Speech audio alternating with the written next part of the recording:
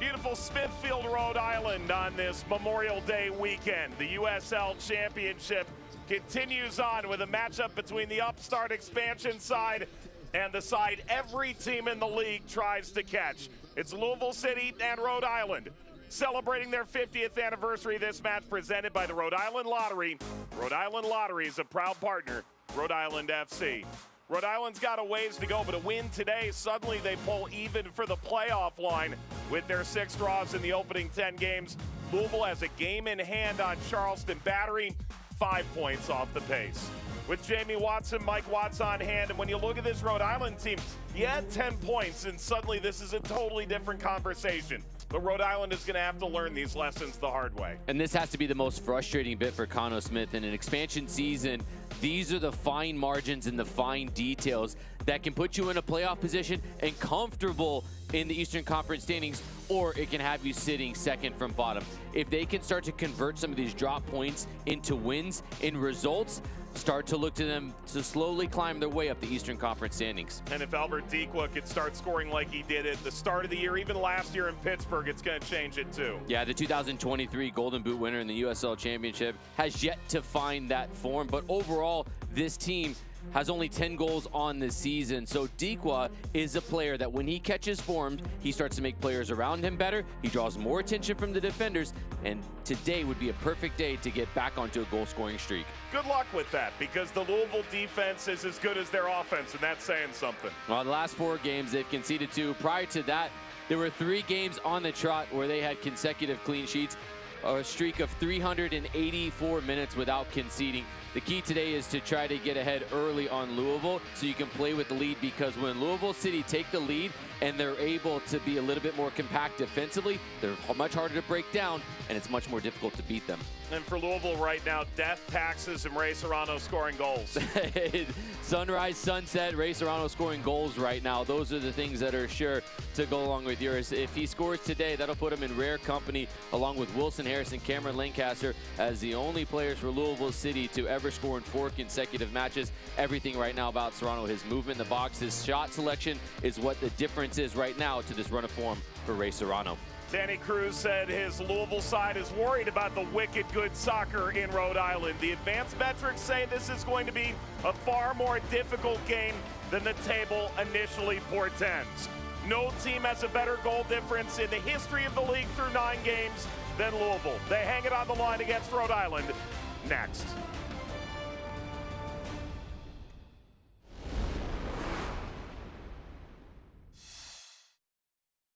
At Ortho Rhode Island, we've built the future of orthopedic care around an important foundation: you.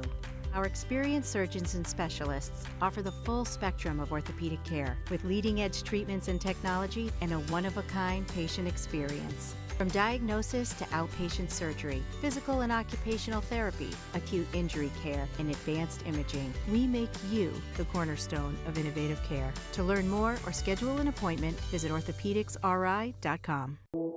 Hey Providence, we're Breeze Airways, and we offer nonstop flights from Rhode Island's T.F. Green International Airport.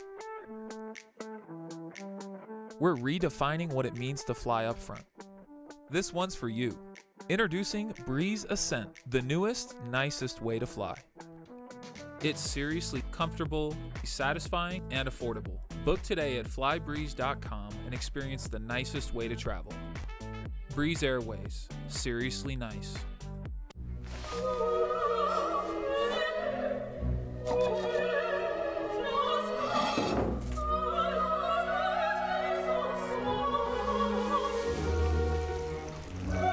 What does purpose look like? Whatever your purpose, we're here to help. Centerville Bank.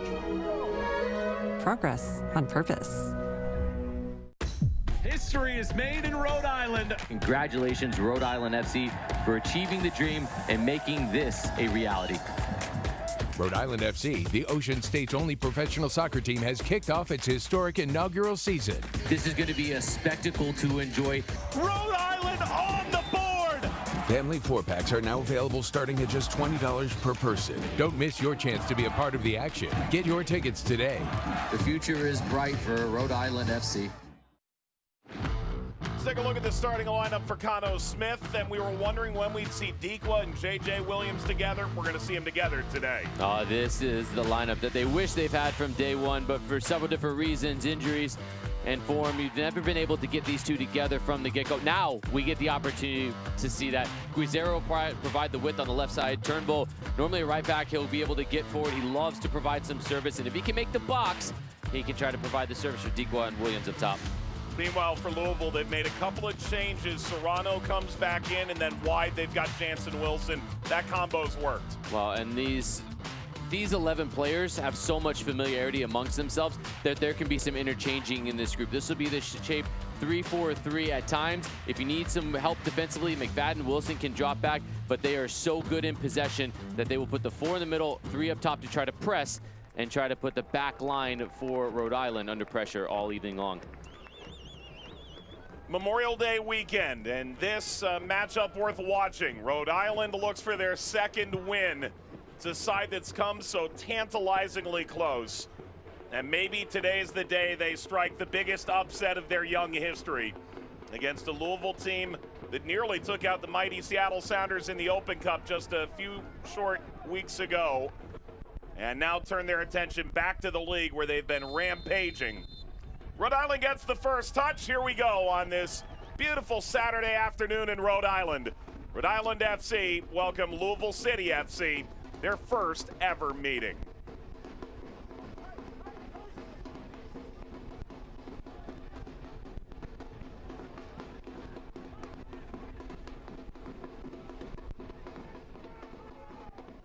Turnbull in reverse.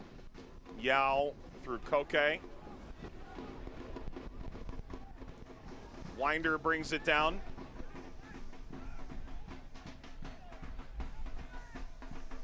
Serrano whips the service, bouncing, ricochets off the turf and up. Davila. Dikwa nearly cut it off. And this will get out. It belongs with Rhode Island. Rhode Island coming off of a 3-1 loss at Colorado Springs. Suddenly the Switchbacks are streaking to 4 straight wins. But they led that game through 15 minutes, Jamie. And when we spoke with Cano Smith this week, the first 30 minutes were strong. There were a lot of conversations within the group about how to make sure the following 60 reach that mark as well. It's about putting bigger chunks of the match together. And ultimately, you're looking for the perfect 90 minutes. It's very hard to achieve. So can you make these stretches of games where you're dominant, you're able to weather storms when needed to, and this is one they're going to have to weather early. Ball tapped across behind Serrano and sent away by Turnbull. Still there for Winder. Tried to spin on it. That was clever from Winder, the little chip to try to go up and over. Tosh diagonal cut out by J.J. Williams.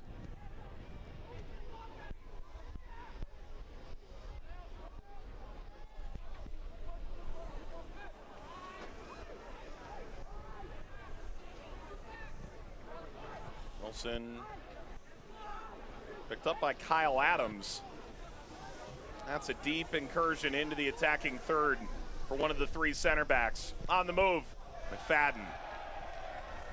Crowd uproarious to that, gives us a chance for the building a win, keys to the game. Well, for Rhode Island, at times, if they're going to concede possession, when they get forward and they get set-piece opportunities, they've got to make sure they can capitalize with good service. They have to be tight defensively on those set pieces when Louisville get their opportunities. And then for Louisville, it's about efficiency going forward. We talked to Danny Cruz this week, and it was an interesting tidbit. He said, one thing I think this team can get better at is being more efficient with our finishing.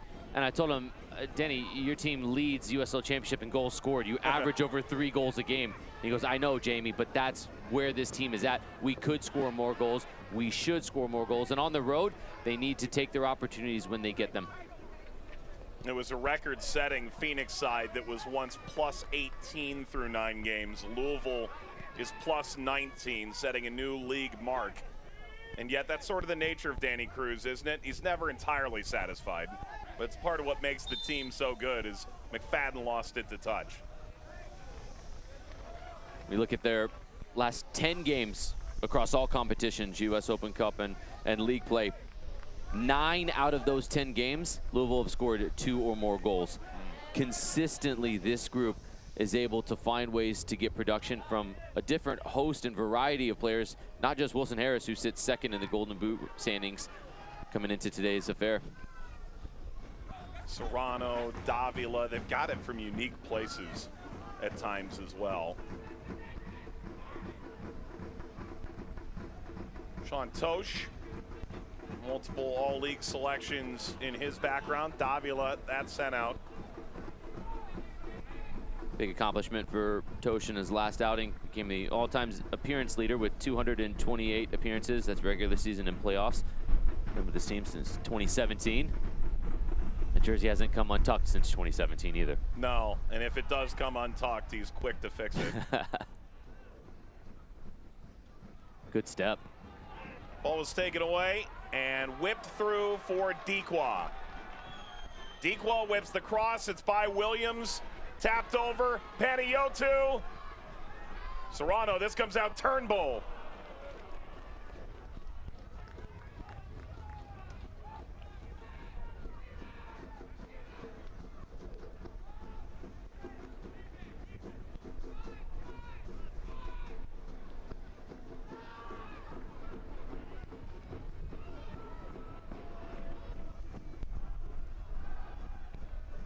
Ball nodded away, Panayotou. Third start on loan from New England. Connor Smith telling me this week, had our eye on him for a while. Fuson, the return from Dequa. Fuson across, sliding in Williams. That kept off the goal line by a sliding Louisvillian defender all the way down to Koke.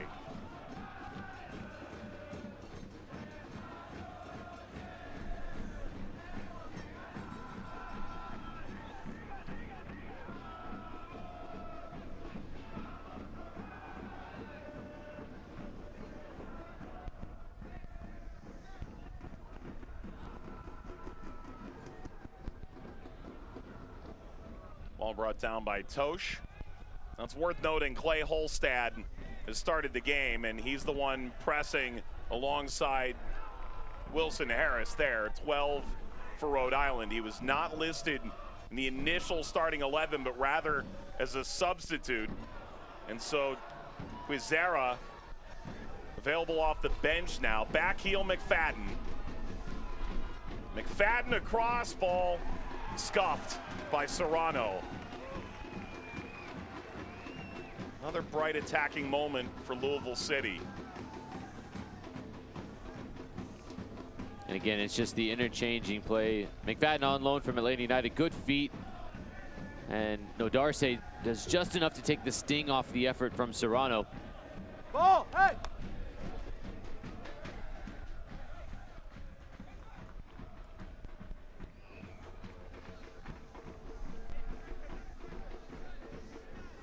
See if we can get some more clarity on Quizera.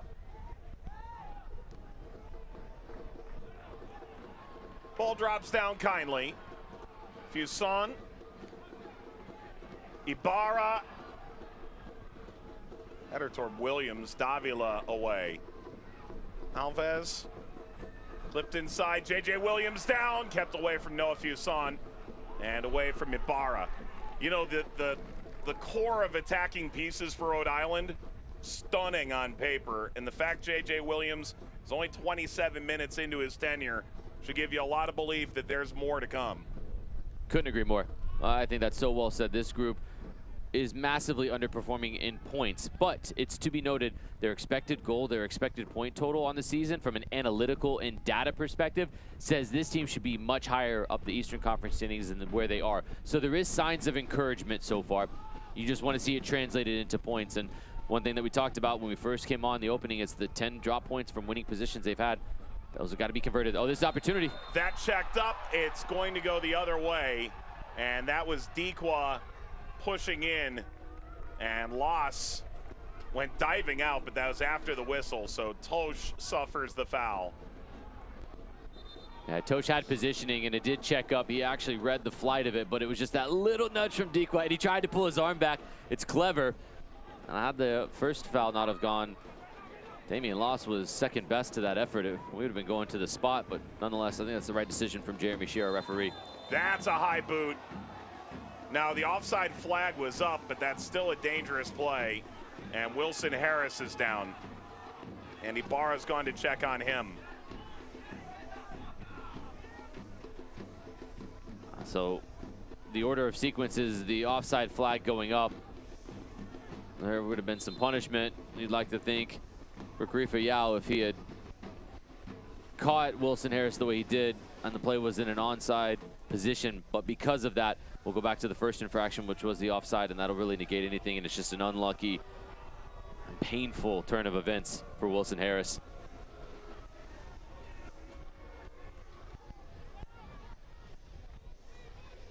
And Harris being attended to on the field now.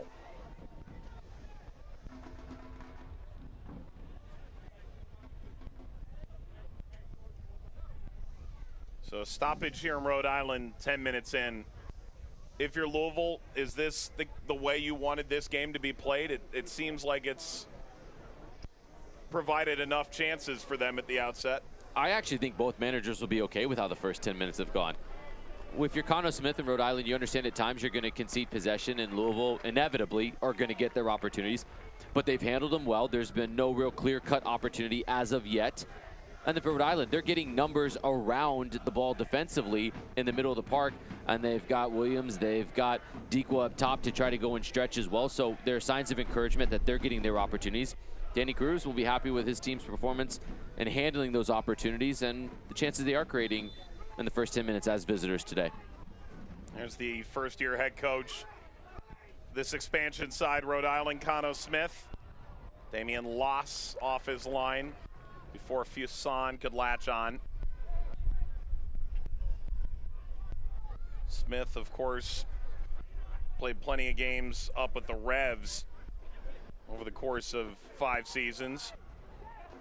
And really the centerpiece of the Bermudian national team for a time. Ibarra.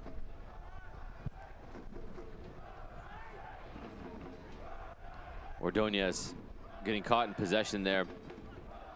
One too many touches, and now this is a good opportunity for Rhode Island to start to show their tactical acumen where they get the 3 in the back, and that's a miscommunication with the wingback trying to keep possession.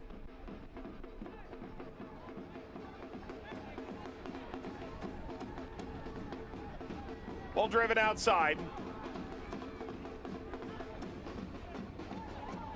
Lofted into the grasp of Koke.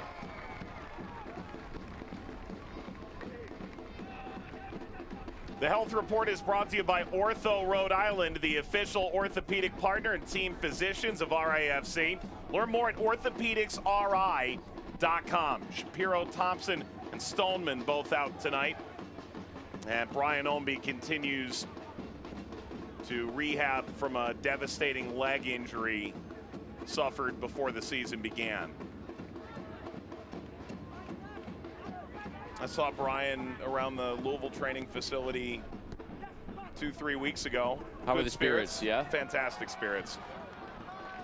Ball tapped ahead. Dikwa trying to get there.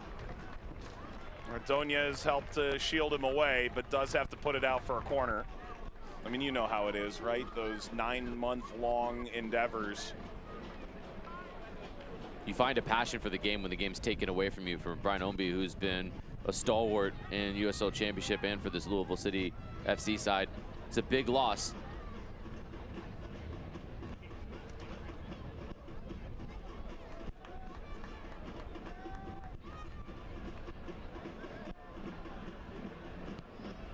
Corner, ball finds its way all the way through, out beyond Fuson, who was at the back post.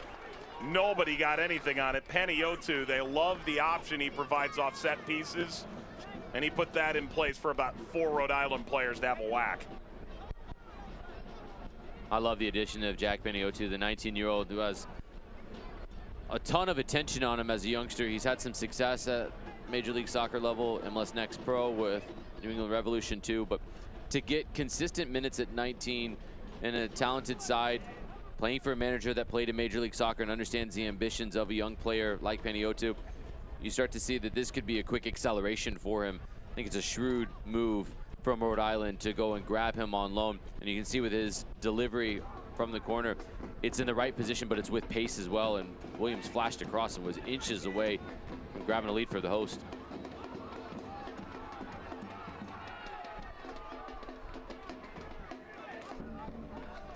Brought in by Perez, was trying to interchange down the left. Serrano will pass it off to Aiden McFadden.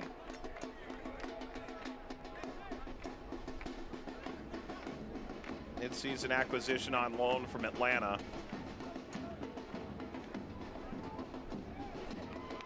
All given away. Holstad. Acres of turf to run into. What a ball that is. Fuson unable to get a leading touch, and Loss drives it toward halfway.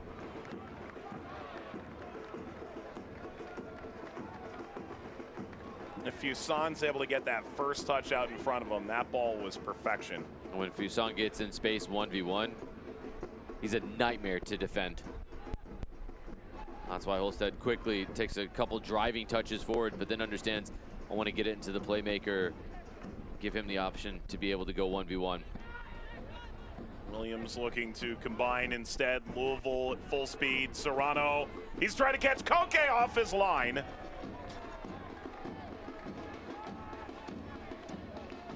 When you've scored in 3 straight games, ambition becomes something you expect that maybe you can pull off. That was speculative at best from Serrano on turf, the ball rolling away from you.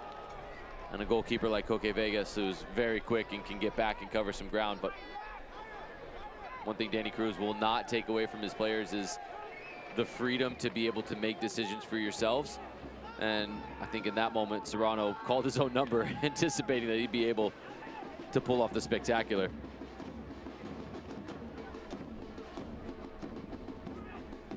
Koke sends it away. Dequa got ridden down by Ordonez. Meanwhile, J.J. Williams and Dequa are both down. Williams holding his back, Dequa holding his head.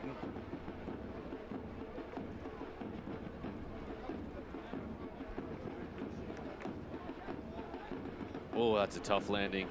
J.J. Williams. Connell Smith and his staff have to be thinking, can't we have nice things?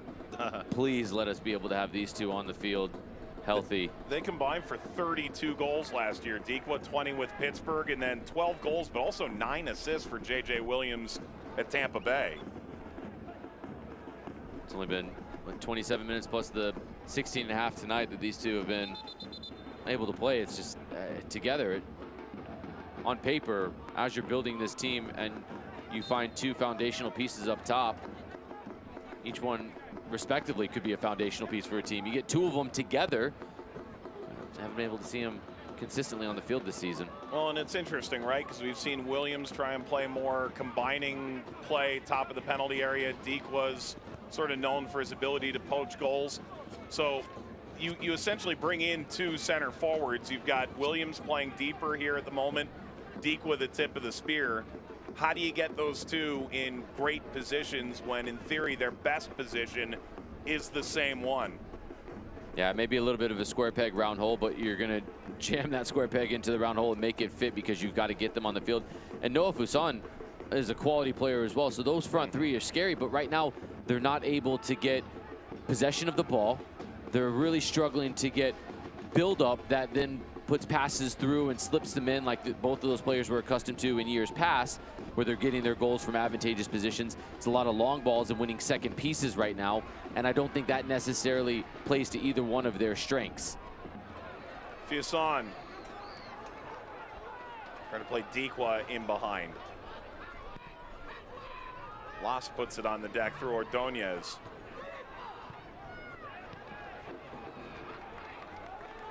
This will check out, be a throw for Louisville.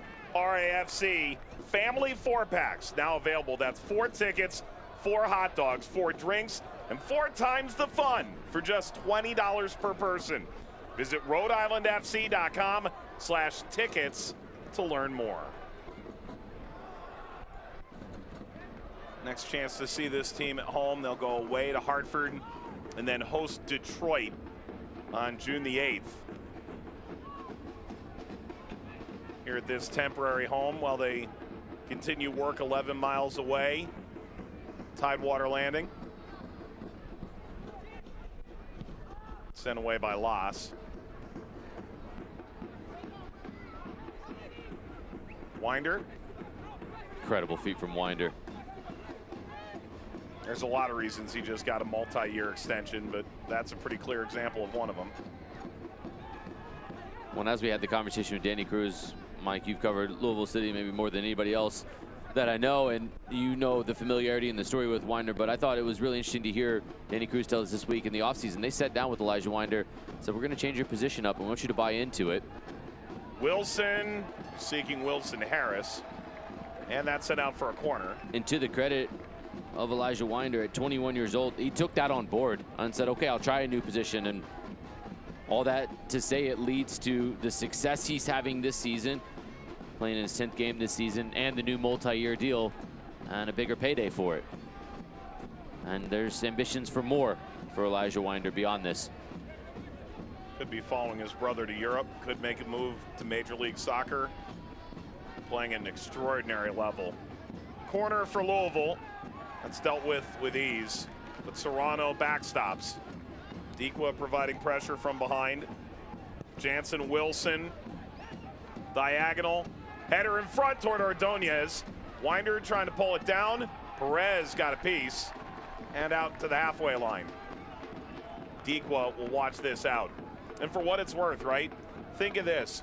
Ultimately, you're paying for an asset. If you're Winder, you get the security of a multi-year deal, certainly a raise that comes with it. You know that your near-term future is safe. If you're Louisville, you've created more value if you do sell him by doing that multi-year deal. And if for whatever reason he stays in Louisville, the way he's playing right now, all the better. That's fantastic. That's great. You're protecting your investment. So smart move from James O'Connor, Danny Cruz, everybody associated, and the sporting side and the technical side of Louisville City. And then for Elijah Winder, yeah, he puts himself in a good position to assert himself with some consistent playing time and growth under Danny Cruz. Cross hung over, dealt with by Turnbull. The danger still looms from Louisville 20 minutes in. McFadden. Winder beneath it.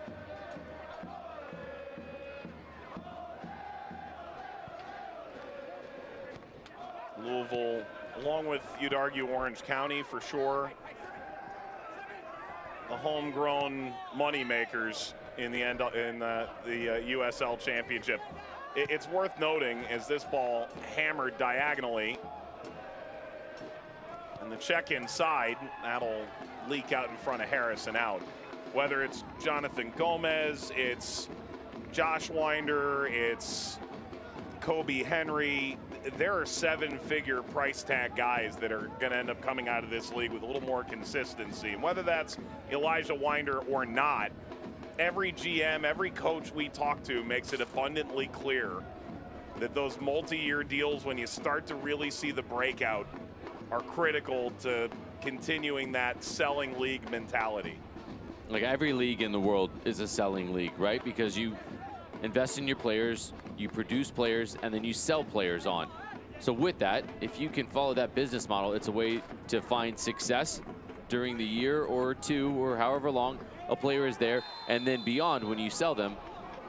Dequa protesting that he was actually being held as he was trying to get around Ordonez. That is the Defensive Player of the Year going up against the Golden Boot winner and league MVP when they were playing together in Pittsburgh. We get to see the battle here this afternoon. That was every day for those two.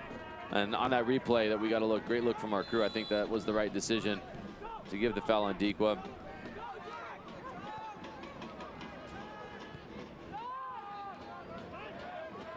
Ball got stripped. Fuson off the post. Rhode Island that close to grabbing the lead. It starts with the turnover here, and Rhode Island nearly hit the jackpot. Yeah, this is a rare mistake Weiner just caught on it. It's the step from Holstad. The decision was made with the pace. Fuson was never going to take a touch. He understood there was pressure from behind. He's just trying to get the angle right, and it hits off the face of the post. That is agonizingly close for Rhode Island. Corner for Rhode Island, a leaping effort from Williams. Didn't get anything on it. Now chip back into the corner.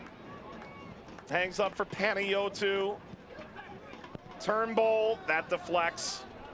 And now Perez starts the run out for Louisville. He gets tugged. That's going to come with a yellow card. It's a tactical yellow to Alves. It came in from Birmingham last year. Was signed by then assistant coach Cano Smith. And Perez goes down, and with the card, he's allowed to stay in even if he's attended to as he is now. He just knew as the breakout was happening, numbers were starting to flood forward for the visitors, and Alves just said, we're going to take this yellow card and stop the counterattack. That delayed nature where Perez tried to hop up and then set back down. That's the spot of concern right now for Adrian Perez. It's a smart foul to take if you're Alves. Now you're early on in the match, 25 minutes in on a booking, but with that, it's a far better dynamic than a counter breaking out for one of the most devastating teams on the counterattack in the championship. There's Danny Cruz in his 4th season at the helm for Louisville City. Took over after just 1 week into John Hackworth's 3rd season at the helm. Hackworth now an assistant at St. Louis. Danny Cruz, at 34 years old, became the youngest player to reach the championship final. Then you've got the 43-year-old Cano Smith, who still looks like he's got minutes in him. Those long legs of Cano Smith, I remember trying to chase him down, tracking back, and that was never fun. No. Due respect, your legs are not as long as Cano's. Might have a foot or so on me. Yeah, this is science. Both great players in their own right and have turned into great young managers with a big future ahead. Seemingly every time there's talk of any coach in Major League Soccer on the hot seat, inevitably Danny Cruz's name gets mentioned. He's kept the train rolling. 9 years, 9 conference finals for Louisville City. From O'Connor to Hackworth to Cruz. His fingerprints are all over this thing now. So often it was keep the core together. It's going to look a lot different than it has in years past. And so far, it's only the best goal difference ever assembled through 9 games in the history of the league. And they're doing it with what, the 3rd or 4th youngest team in the USL Championship average age. I mean, this is remarkable how they're doing this. There's a little break of the mold, not having sort of the veteran presence that they did early on with their teams. They're getting younger and younger and keeping the level just as high. That is very difficult to do at the professional level. Some of it by design, right? Paolo Del Piccolo retires, joins in the academy coaching staff. That was due eventually, but Brian Ownby, who was supposed to take the captain's armband going down to a leg injury, you don't plan that. Yet Louisville's just burst right through the seams to start the year anyways. Serrano lays off. Perez is back up making moves. Perez, he lets it fly! And handled by Koke.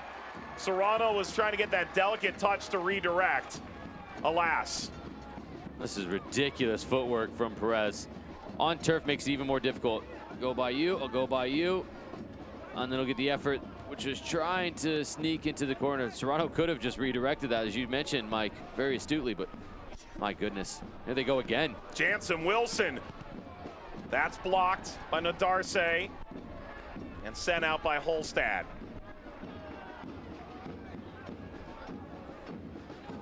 Goals or not, you knew this game was going to be fun. They both high press like crazy. There's going to be no free yards between Rhode Island and Louisville. McFadden, that'll run out. You know, the funny thing about Adrian Perez, right?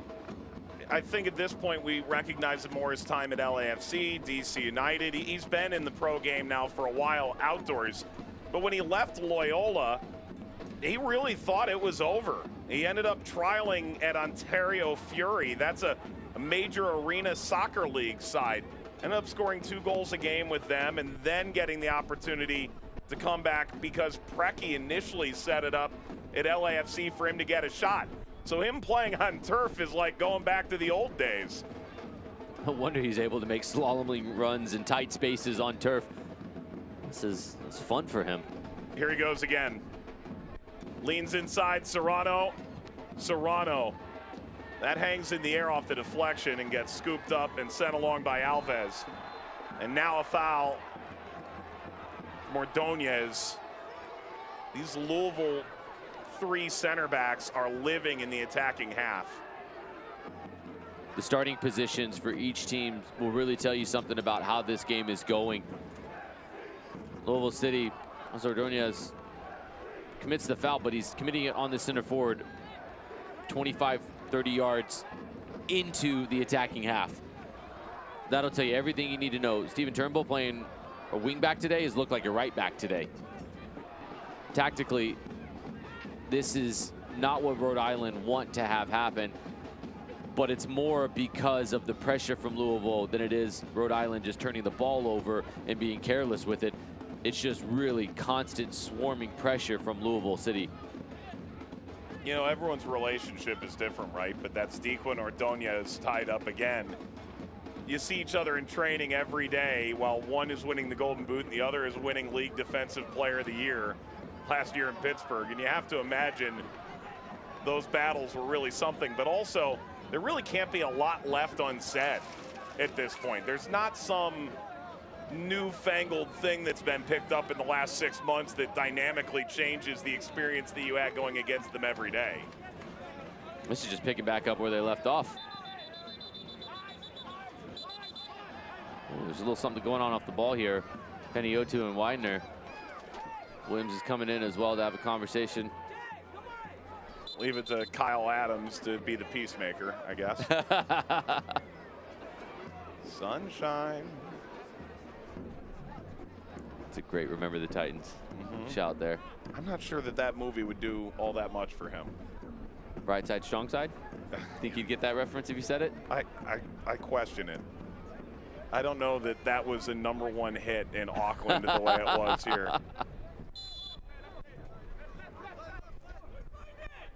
Jeremy Shear waits for play to continue. Good officiating to just have a word and not brandish any needless yellow for both players.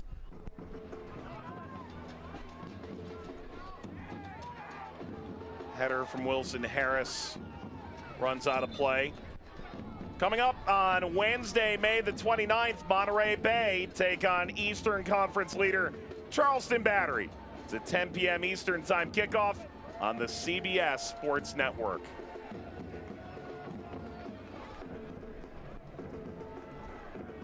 Battery 5 points over Louisville, but the games in hand play a role there as well. Louisville went to Charleston, fell. That's their only loss this year. Even the Seattle Open Cup game, it goes down officially as a draw. That ended up going to penalties.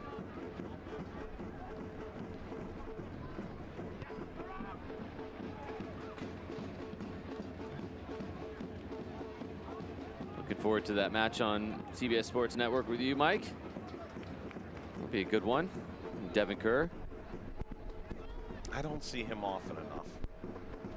Long throw, Fuson. It's asking a lot of questions at Dequay. Brought down Williams. I'm gonna lash at it and loss. Out to claim.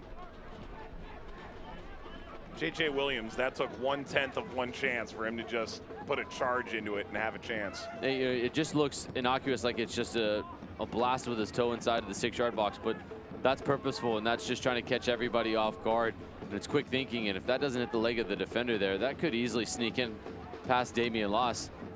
That's just how quick Williams can strike inside the box.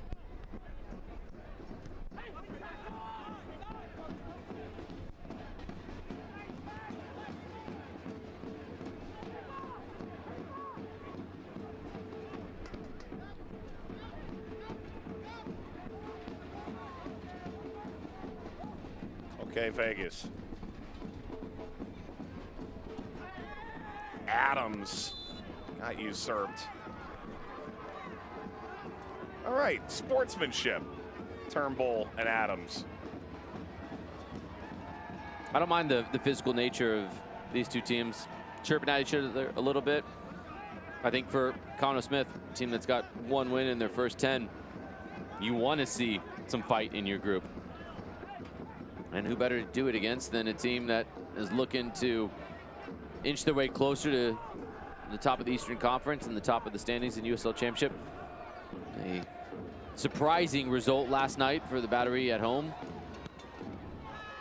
Losing, and they looked like they had won a point at home late and even down a player, but still finding a way to lose at home. Now this gives a little bit more motivation for the visitors. Chance for Louisville to make up some much needed ground. Whistle play on. That given away awkwardly. Panayiotou above the bar. Louisville's gotten themselves in a bit of a sticky wicket 2 or 3 times coming out of the back.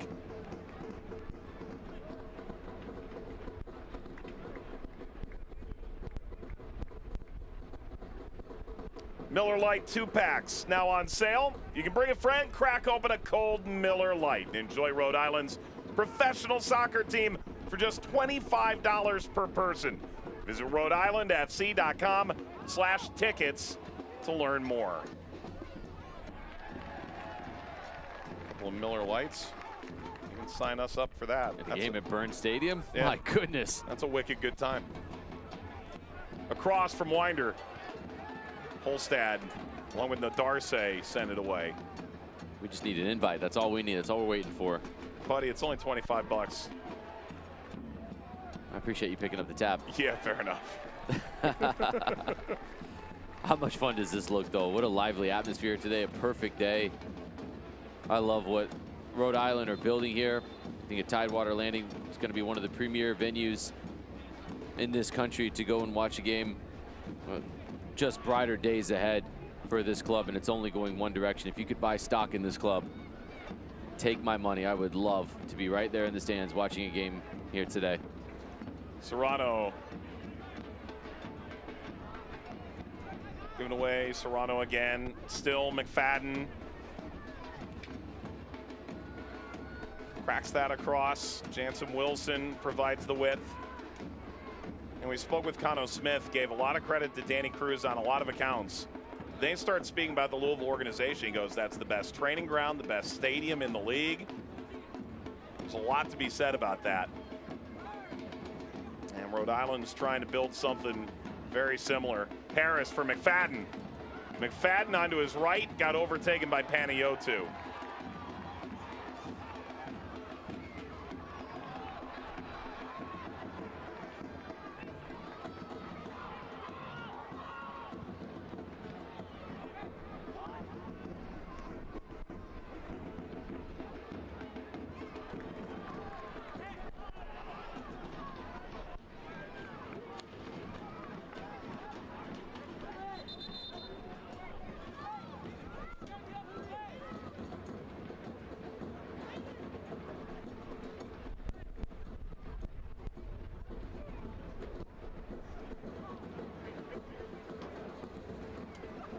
They've really gotten this thing to go from the jump.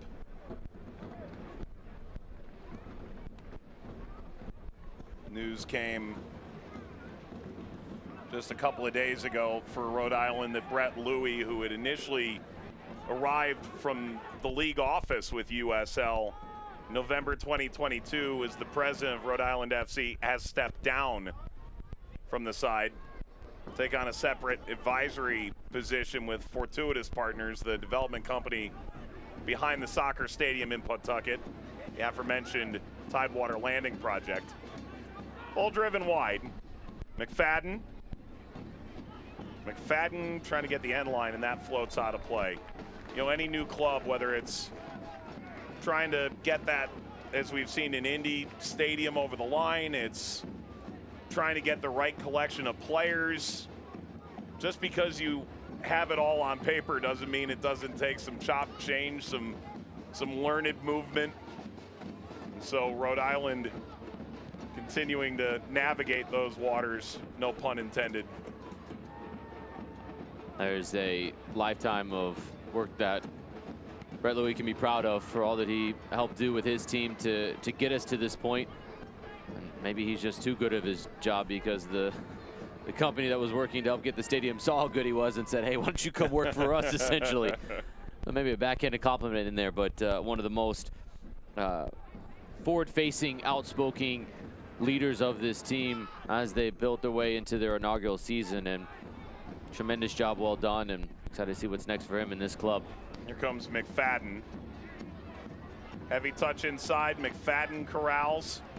Look at how quickly Rhode Island get condensed behind the ball. That's commitment. That's really, really encouraging to see 40 minutes into this match to understand how important is doing the dirty side of the game, the suffering where you have to run back and get back into position, because it leads to this now. The opportunity where there was a chance into the final third and entry. Now Louisville City are playing back at the midway line. Now you've managed to grab 25 yards of space and the throw in just by being willing to get back and being difficult to break down.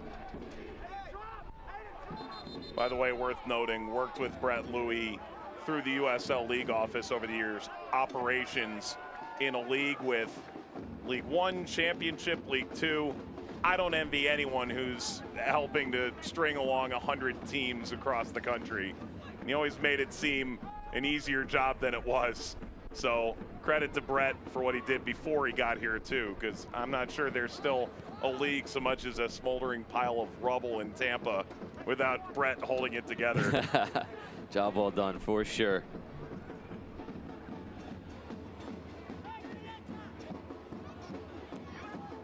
McFadden. Good feet from McFadden. We get good pressure.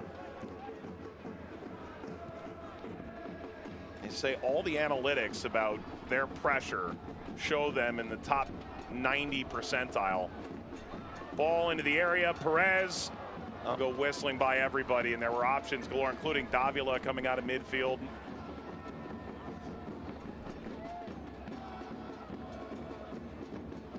Koke has got the ball in hand, and Select is the official match ball supplier of the USL Championship. Many of the elite leagues throughout Europe. Visit us.select-sport.com for the latest Select product specials and more. That's Select, the player's choice.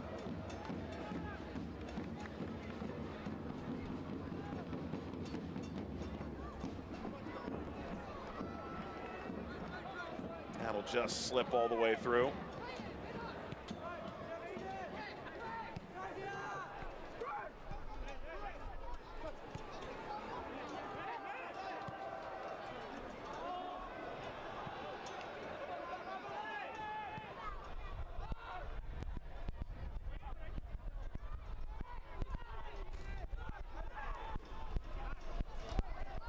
Scoreless here, a level score line. Rhode Island, who would have thunk? The odds are in your favor, it turns out, this year. Byrne Stadium in Smithfield, Rhode Island, home to Bryant football and year one of Rhode Island FC.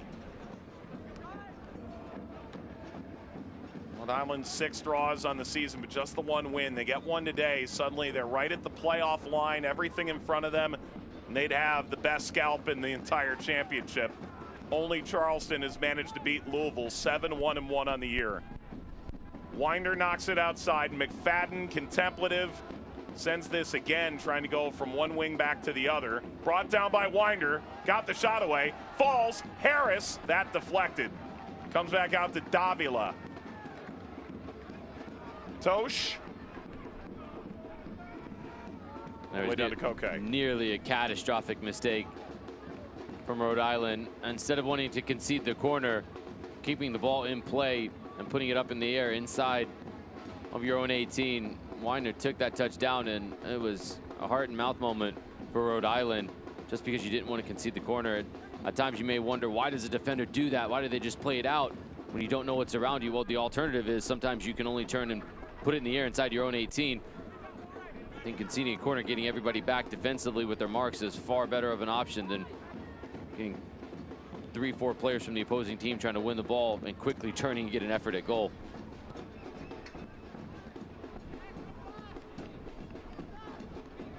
By the way, you mentioned the result yesterday. El Paso beating Charleston 2-1. Charleston a red card in that game, but it means Louisville, even after this game, will still have 2 in hand on the battery. And if they get a draw, they're only 4 points off. They get a win, they're just 2 points off the pace in the East. Sent all the way back to Las. You know, all the players were watching that game last night in their hotel room, riding the roller coaster that was that match when there was a red card, there was an early lead for El Paso, then the game gets level late, and then a fantastic strike to win it for the visitors. And you wake up today and you come out to training, or to the field, excuse me, for warm-up. There's a little bit more pep in your step knowing you can go 2 games in hand. Only 2 points off. Running up the end line. That tackle in from behind from Alves, who's on a yellow, it should be noted. Catching Wilson, who's arguing his case, whether that was deflected or he'd been fouled. Well, maybe there was a little bit of evening out. You could have argued there should have been a foul in the corner. It wasn't given. It looked as though there was a deflection. Well, that wasn't given, so maybe we took the scenic route, but we got there in the end. By the way, the real 2 shocking pieces of league news. Surely the result yesterday was notable. 2 major players out with torn ACLs for the remainder of the year.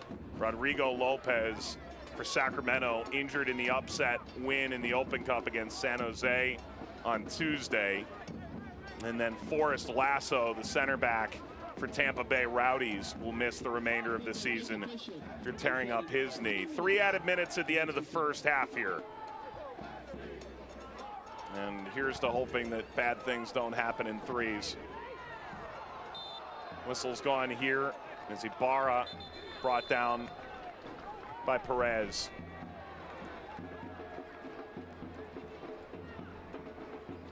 That's a yellow card to a member of the Louisville staff. We had a seeing eye look at that to know that it was not, in fact, Danny Cruz getting that yellow card. Great work from our crew to let us know, yeah. It was brandished in that direction, but we were able to see right down the line as well. There was an awesome note I saw yesterday around the National Women's Soccer League. There are only 2 people on yellow card accumulation suspensions league-wide, and they're both coaches. Stop it. I've never seen anything like it. It's incredible. Coaches really just got a vacation lined up and actually wants to pick up a 5 yellow card suspension so they can make the vacation in summertime. I mean, we've heard those stories, right, out of the Premier League. Players saying, hey, can you make sure you give me a yellow at some point so that I can get the next game off? Like, I've heard these stories do in fact exist. Are you asking me if I've done that in my career? I wasn't going to impugn your integrity, but if you're willing to do it. Do you want to know the truth, or do you want to know what? I do. Actually, got a red card suspension. Actually went on a date with Mrs. Watson at the time, which ended up being the moment where we decided we're going to try this thing, and a marriage and 3 kids later. So. You proposed on a red card suspension? No, we started dating, and that's where we. Yeah. Soon after, though, yeah. That was almost like Tony reality level of oh my gosh, because he tells the story that he got engaged in between the bathrooms at LaGuardia Airport. I didn't know that could be topped. Oh.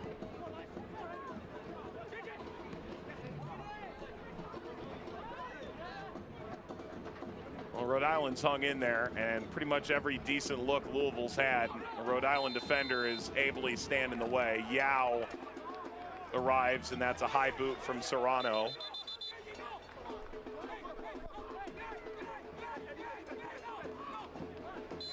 Koke was so adamant that nobody was going to play it short because he looked at the clock and he realized with less than 20 seconds to go, he's just going to lump this forward and give his team an opportunity. No need to go short.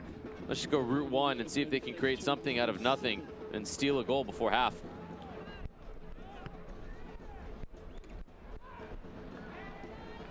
Penalty area, that was a halftime whistle. Intriguing time to blow for that. Alas, Louisville has seen their attack stymied by Rhode Island, and it's scoreless at the break between the team one off the top and the team one off the bottom. Incredible first half from Rhode Island to be able to weather the storm when Louisville pressed, got numbers in the box going forward. They've done really well, leave themselves the opportunity to go and try to get one and steal a massive 3 points at home. So the first game of this Saturday in the USL Championship hits the halftime intermission. When we come back, a little more about J.J. Williams, who makes his first start for the club today. Also, take a look at the Lamar Hunt U.S. Open Cup bracket and the teams that remain from the second division. Rhode Island and Louisville City, 0-0 at halftime.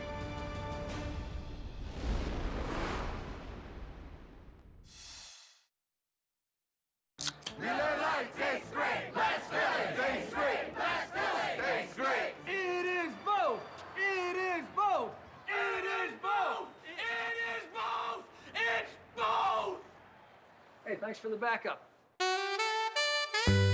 When you make your play and things just go your way, that's a good play. Since 1974, the Rhode Island Lottery has been a good play, awarding more than $57 billion to winning players, over $6 billion in commissions to local businesses, and over $8.8 billion to the general fund, supporting all of Rhode Island. It's a really good play that can make your day. The Rhode Island Lottery, a good play for Rhode Island for 50 years and counting.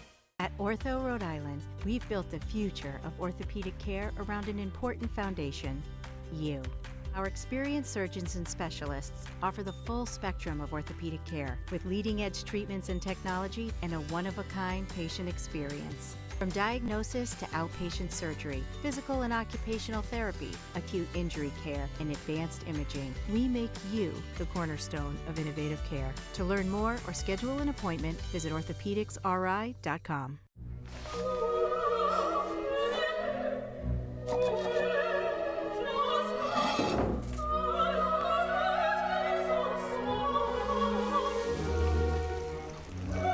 What does purpose look like?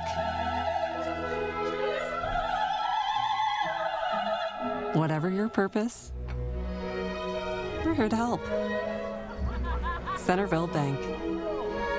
Progress on purpose.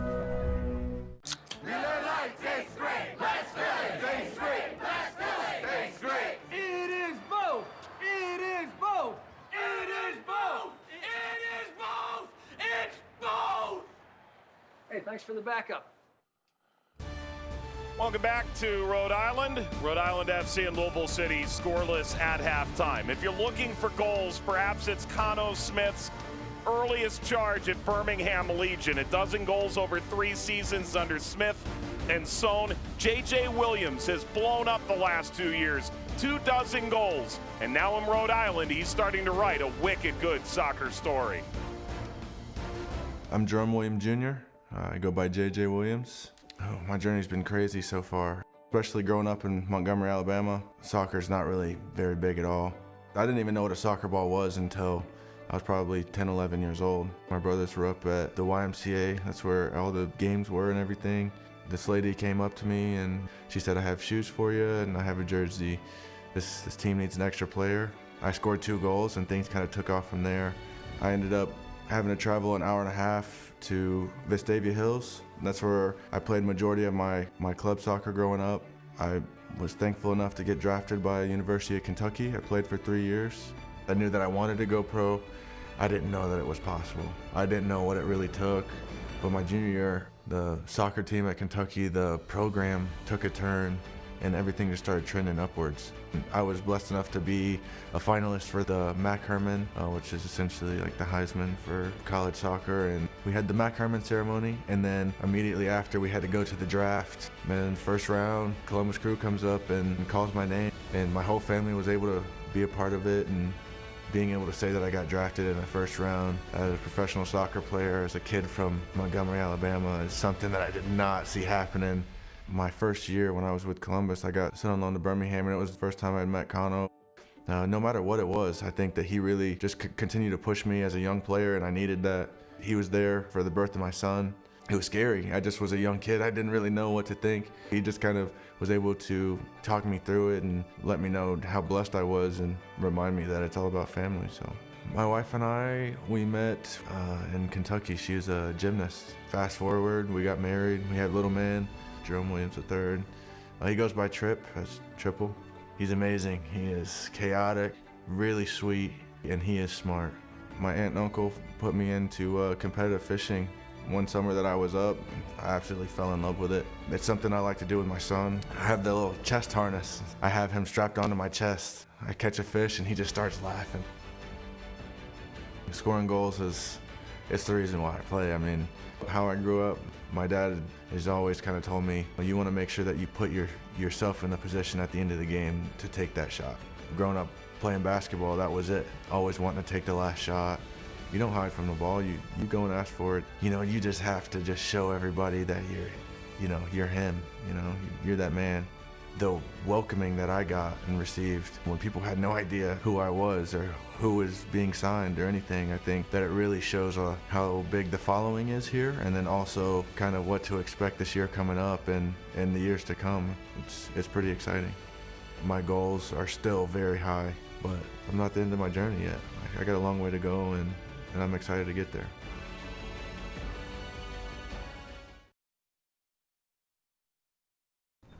You'll get it done.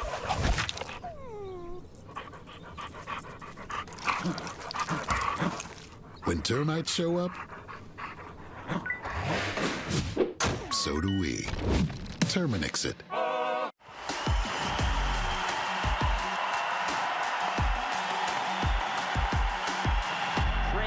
Up over the top, Tristan Traeger, it's in! Opportunity here, the hits, and a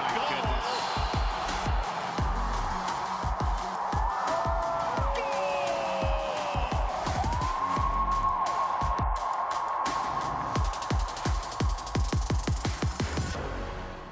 The best nights start with Jägermeister, made with 56 botanicals, always served ice cold.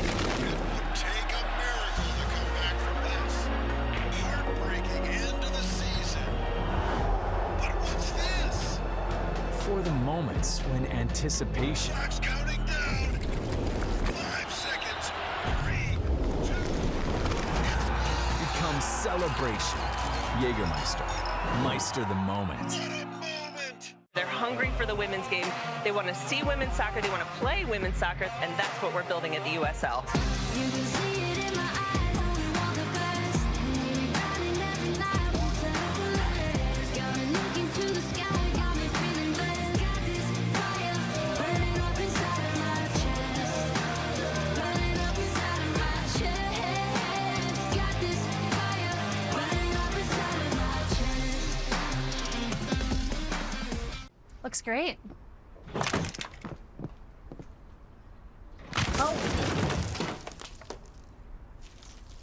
When termites show up,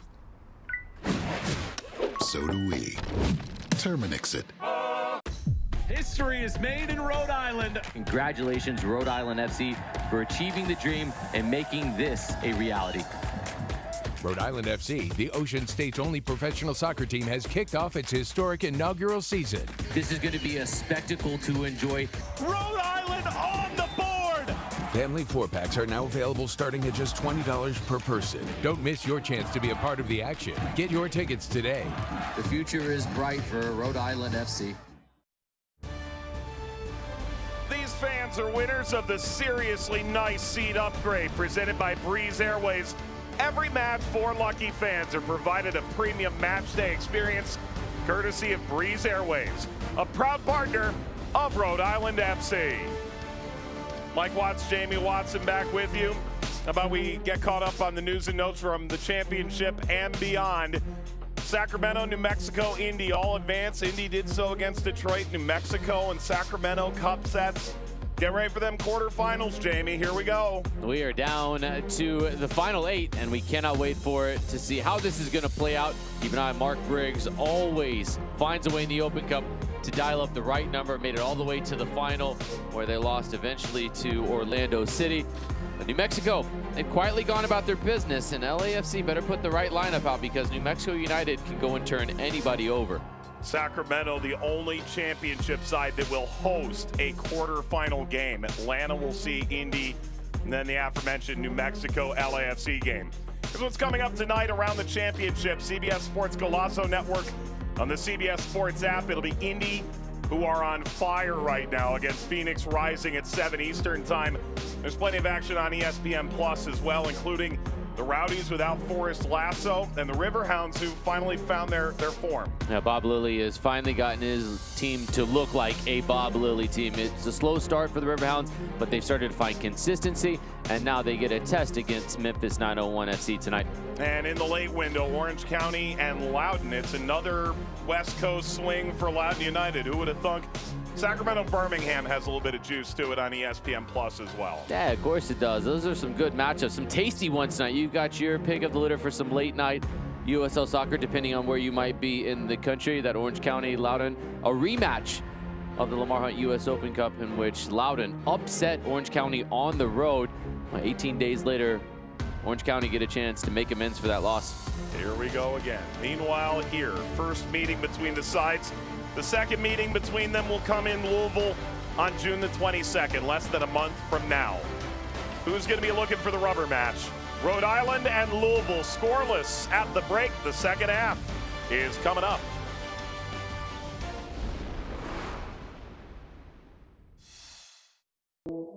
Hey Providence, we're Breeze Airways, and we offer non-stop flights from Rhode Island's T.F. Green International Airport. We're redefining what it means to fly up front. This one's for you. Introducing Breeze Ascent, the newest, nicest way to fly. It's seriously comfortable, satisfying, and affordable. Book today at flybreeze.com and experience the nicest way to travel. Breeze Airways, seriously nice. At Ortho Rhode Island, we've built the future of orthopedic care around an important foundation, you. Our experienced surgeons and specialists offer the full spectrum of orthopedic care with leading-edge treatments and technology and a one-of-a-kind patient experience. From diagnosis to outpatient surgery, physical and occupational therapy, acute injury care, and advanced imaging, we make you the cornerstone of innovative care. To learn more or schedule an appointment, visit orthopedicsri.com.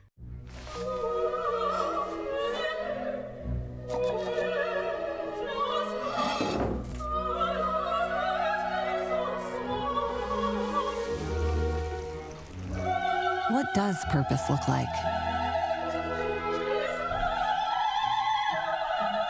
Whatever your purpose, we're here to help. Centerville Bank. Progress on purpose. When you make your play and things just go your way, that's a good play. Since 1974, the Rhode Island Lottery has been a good play, awarding more than $57 billion to winning players, over $6 billion in commissions to local businesses, and over $8.8 billion to the general fund, supporting all of Rhode Island. It's a really good play that can make your day. The Rhode Island Lottery, a good play for Rhode Island for 50 years and counting. We got all the highlights fit to be reeled together. Rhode Island and Louisville scoreless at halftime. Ray Serrano helping to create off of McFadden. Serrano would be the beneficiary on the other end, just couldn't get a good lick at it. Well, in these two teams, they're really just trading back and forth half chances right now. XG at half sitting at 0.64 for the visitors, 0.48 for the hosts, and a lot of these efforts are being mitigated by some good defensive performances. Just some crosses that are handled well by Vegas, some defending from both sets of teams with three center backs on the field tonight that have really limited opportunities for the visitors. This one in the 24th minute. Well, it came for some pressure, and this was the best and closest, probably of the whole first half. Noah Fuson waits it perfectly, just barely hits the face of the post, and it comes back out. Damian Losbeat didn't have the post beat. And then the other side of things for Louisville, well, they got Adrian Perez in tight spaces operating on this turf. Familiar territory for the former indoor soccer player. This one tame in the end. Good footwork to even get the opportunity for Louisville City. It just felt as though everything was being played in front of the back line for Rhode Island, which is exactly what Connor Smith would want from his side. Sean Tosh in Louisville trying to pick up some steam. Charleston falling last night opens the door. The horn sounds, and from Burns Stadium in Smithfield, the second half commences between Louisville City and Rhode Island. Louisville trying to catch up with Charleston. Rhode Island 3 points off a playoff spot late in May.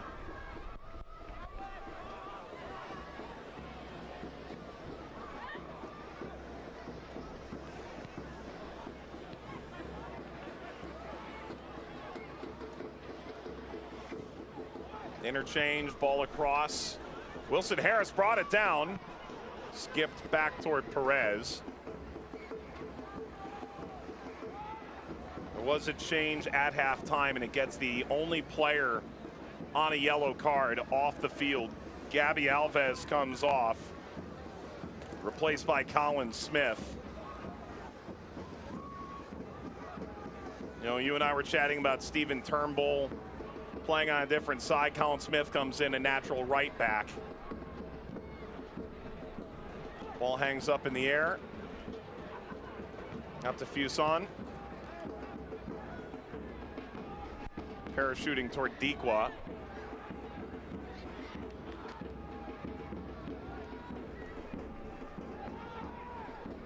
First change by either team. Does not utilize the sub window as it came at halftime.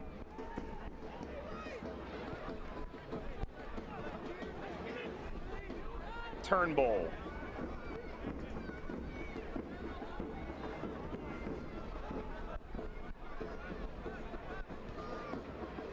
One thing I think deserves some credit for Rhode Island, it doesn't feel like they've been needlessly chasing. And when we spoke with Connor Smith, you don't always need to do a lot of running to be effective in midfield. And they've been quite effective here, keeping Louisville in check this afternoon to this point. Yeah, it's been smart. It's been efficient with their movement, committed when they needed to track back in those panic moments. But this has sort of been the story of Rhode Island's season so far. They've been able to keep teams from scoring in the first half. Out of the 11 games they've played this season, they've gone into half 7 times without conceding. That is only bested by the Charleston Battery and Tampa Bay Rowdies, who have both done it 8 times so far. But they're really, really sound defensively in the first half. But as the game starts to stretch and fitness becomes an issue later on, or maybe they start to push forward, that's when they've exposed themselves. So look to see, as the second half wears on, just how compact the lines stay. The back 3 and the midfield 4 and 5 at times for Rhode Island. If they start to get stretched, that's where that front 3 from Louisville can really find some room to operate. That'll be the key battle in the second half.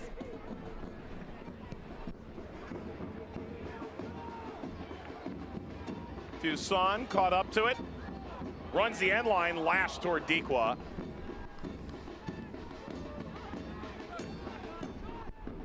Turnbull.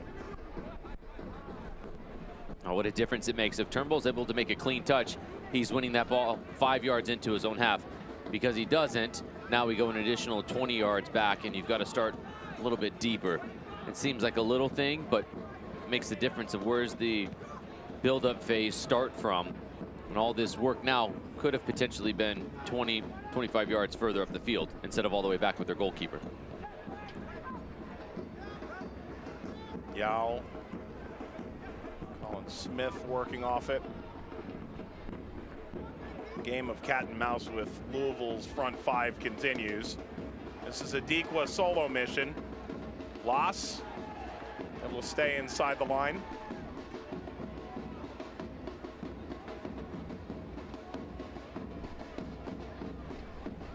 Can't watch the match? Turn on SiriusXM FC 157. It's North America's only 24/7 source for engaging soccer talk, including USL All Access. Tuesdays at 7 p.m. Eastern Time. Plus hear live matches from the USL, MLS, Premier League, and more. It's all on SiriusXM 157, the new SXM app. Ball sent wide. And toward the line, Holstad with a step. Adams as Smith forced it back. Davila scored a great goal in the 7th minute against Vegas. Ball driven across, Yao into the air. And better safe than sorry, put out for a corner. And they're going to go back toward midfield. The official just went sprinting.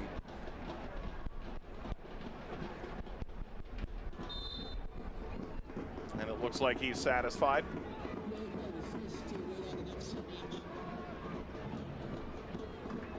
Corner. Punched away by Vegas. Cano Smith just got a yellow card. That's what had the 4th calling the center referee over a moment ago. So now a Louisville assistant and the Rhode Island head coach both booked today. Meanwhile, only one player on a booking. That's Alves, who's off the field.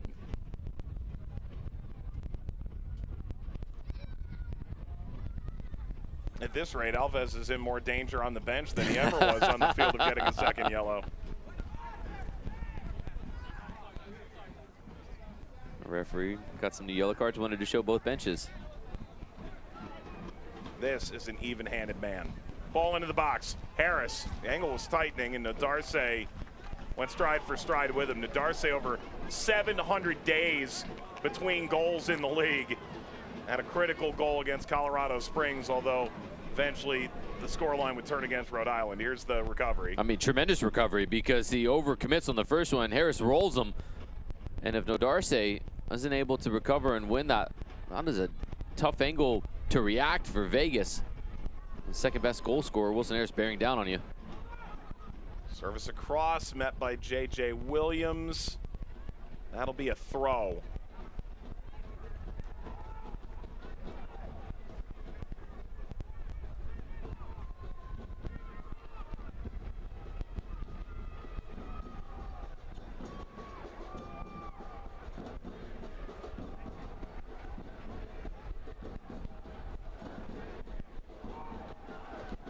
Ball dropping in the box, sent away by Nadarce.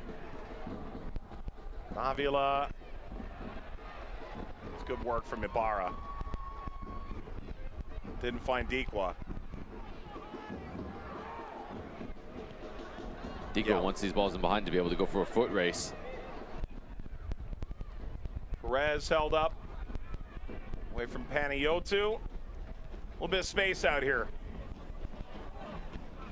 Wilson.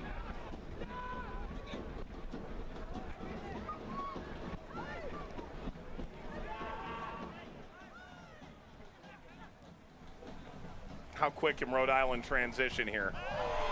Sean Tosh ensures that there is no transition. That's an obvious yellow card, similar to the one that was garnered by Alves in the first half. Maybe with a little more oomph. Similar spot, similar situation, breaking up a promising attack.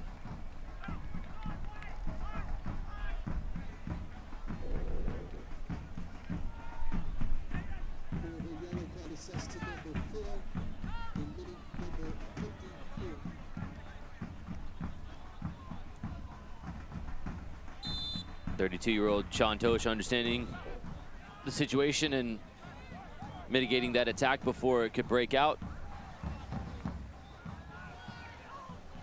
Tosh is the human epitome of the lifelong endeavor to find the correct usage of an edge on the field between timely and reckless.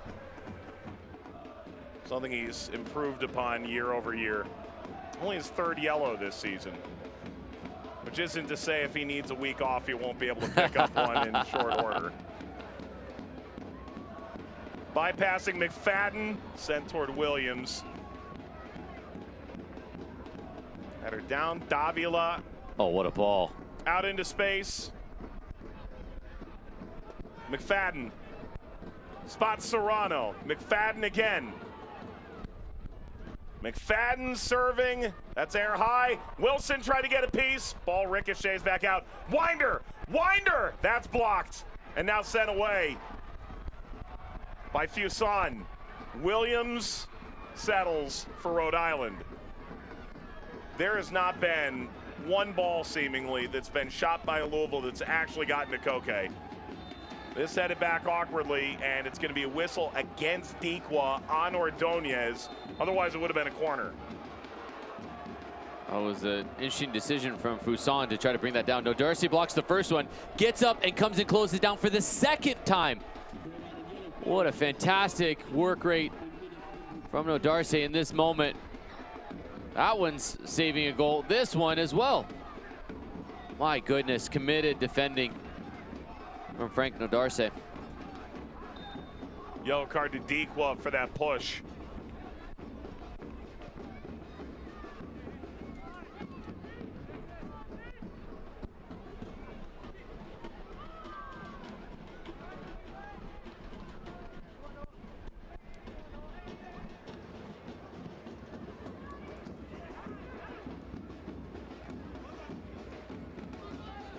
Now Dequa and Tosh are on caution.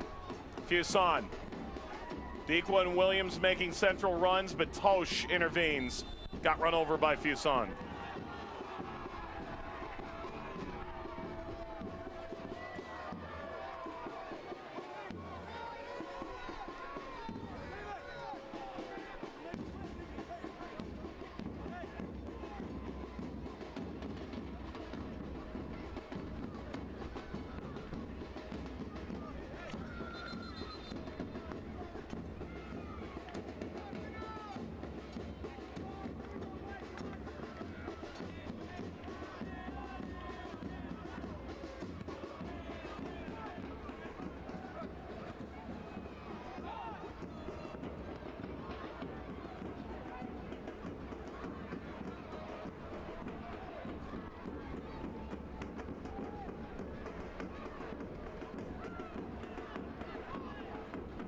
Good ball from Adams.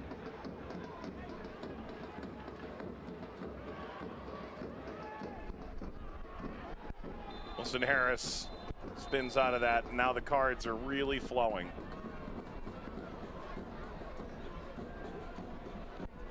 That McFadden who got twisted out. And it's gone on Colin Smith, who came on at halftime. Yeah, left his challenge in there, but McFadden really sold it as well.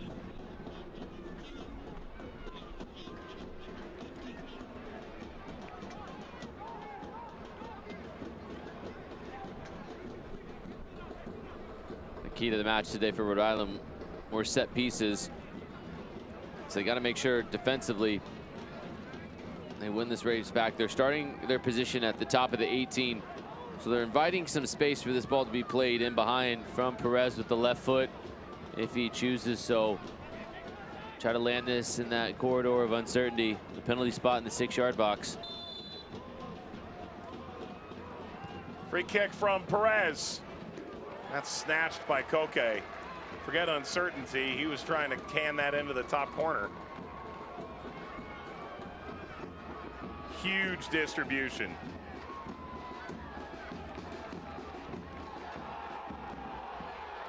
Throw for Louisville. Spare a penny for Fuson's thoughts.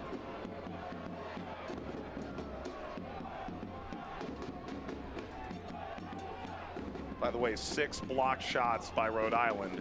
The Bruins average about 16 a game, which is 15th, square in the middle of the NHL. Put that in some context, I guess.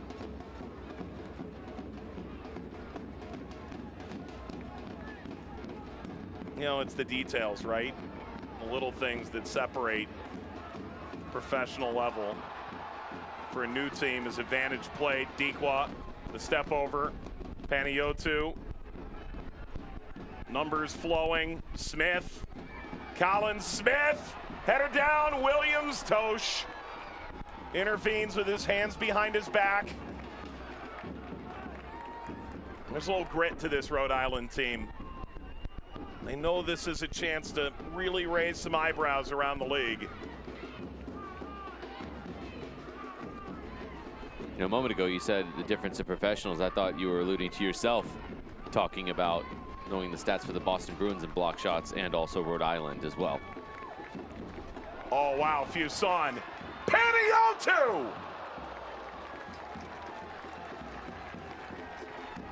He had an inkling, a glimmer in his eye. Jack Panayiotou not far off. This skill check from Fuson to play a through ball beyond two defenders, and Panayiotou, as this is going away, your momentum is taking you away. He takes that extra step and chops his feet so he can get the whip to be able to get this towards the back post and try to direct it beyond Damian Lawson. That was not far off. That would have been spectacular.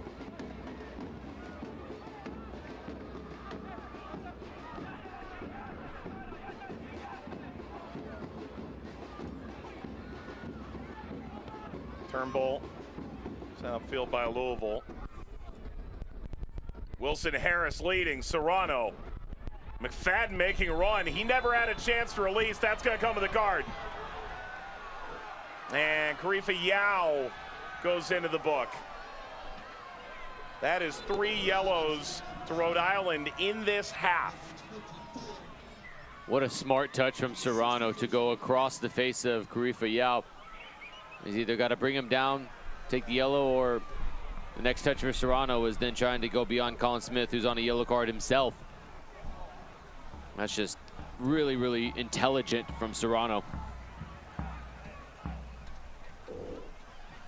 A series of changes here. Sharpie for Wilson. That's Perez coming off, Adams off. So in theory, Sharpie will slide right into that third center back role. Jorge Gonzalez comes in midfield. A little more attacking pop.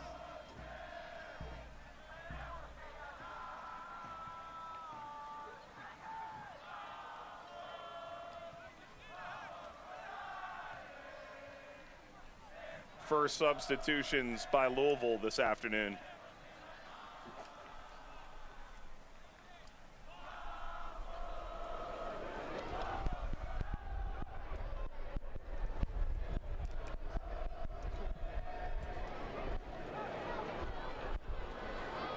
Morris coming on, replaces McFadden. So Danny Cruz at the hour mark making some substantive changes here. That is Winder or Davila over the ball. Davila went for goal second time. It would have been better to take a breath.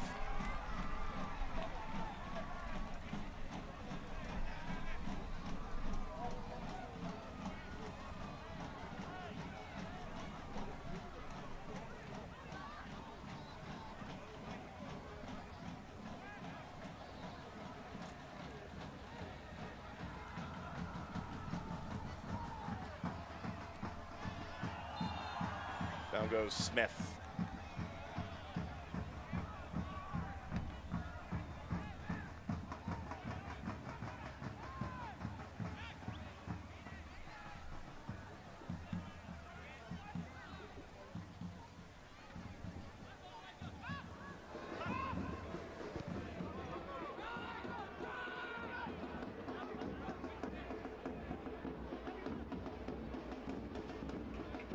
Turnbull. From Fuson.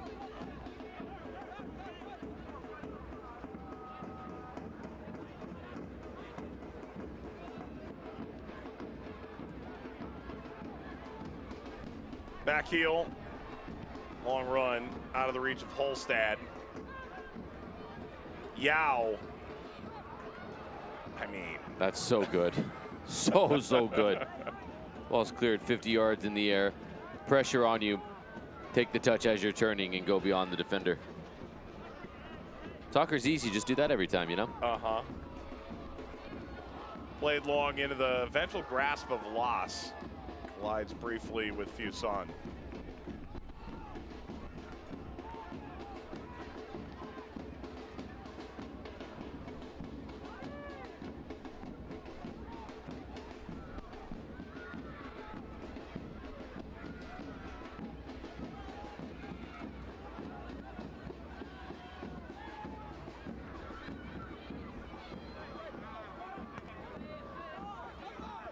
into the bleachers.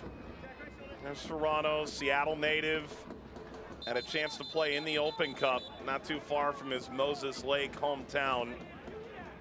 Still only 22, and his numbers this year are going to blow away his career highs across the board.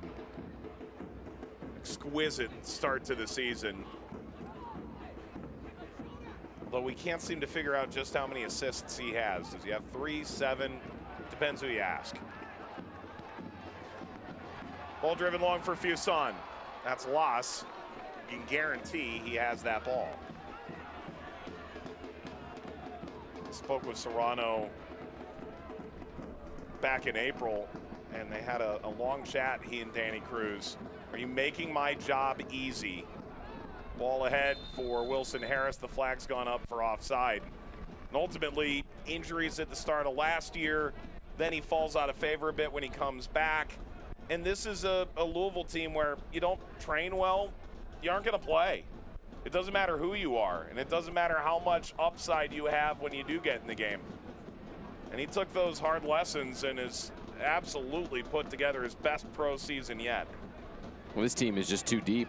If you hit a dry patch of form, there's too many good players on the bench at Louisville City for that to go on for too long. But the biggest thing for me that's improved for Ray Serrano is his consistency. He's been doing it week in and week out at a high level, and you know what you're getting every time he steps on the field. Fuson tried to play the overlap. It was a good idea. Turnbull.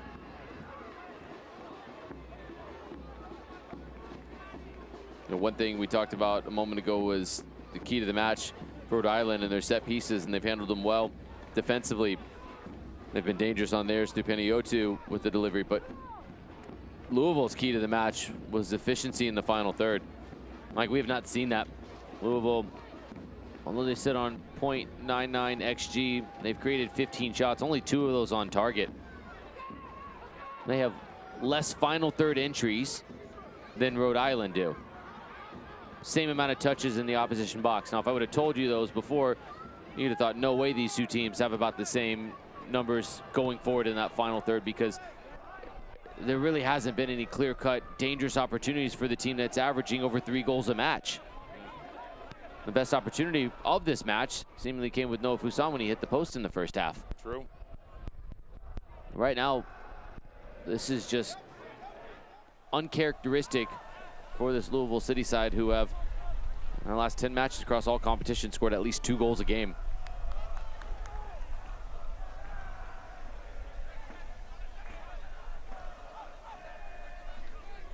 USL Championship is on CBS Sports and ESPN platforms all season long. Catch live matches and expert analysis every day on the CBS Sports Golazo Network and ESPN Plus. Go to USLChampionship.com for the complete USL TV listings. Panayiotou, undeterred. Fuson. Fuson hitched his step. He was just expecting Panayiotou to take the shot. And Fuson saying he wants it at his feet in that moment. Panayiotou was under the assumption that Fuson was going to continue running, and if he does, that pass in front of him will go right into the stride of Fuson. Fuson hitches though, sort of stops, wanting it at his feet, and that's where the disconnect happens. And you can understand a player that's just come on loan for the New England Revolutions in Panayiotou, those moments can happen so quickly when you're just trying to find that familiarity with your new teammate. McFadden. Huge switch to Jake Morris.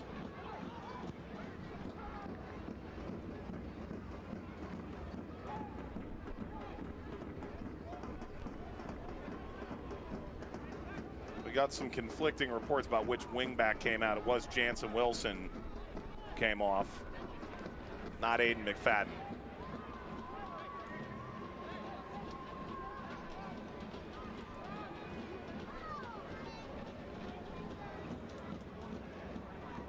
Nevertheless, corner for Louisville.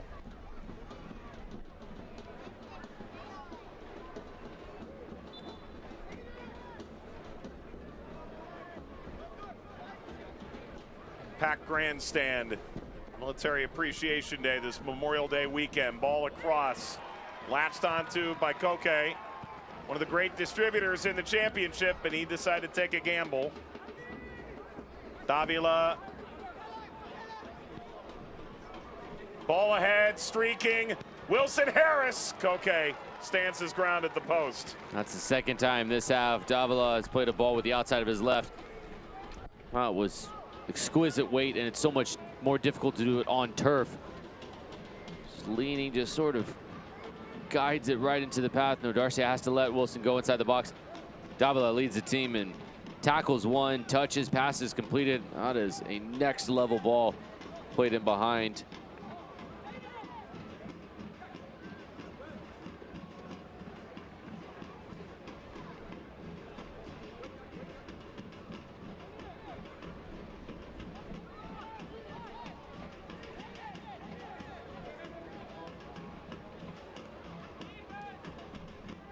Corner for Louisville City.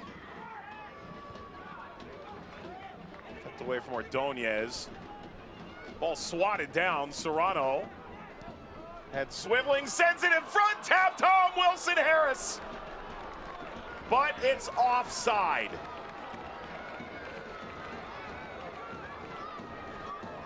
And seemingly clearly so. And you're looking, you can see at the edge of your screen that he is a full couple of steps out. It's so far offside that it was off the screen. You couldn't see it, and well, good job from our assistant referee on the near side, Mike Nickerson, to be able to spot that.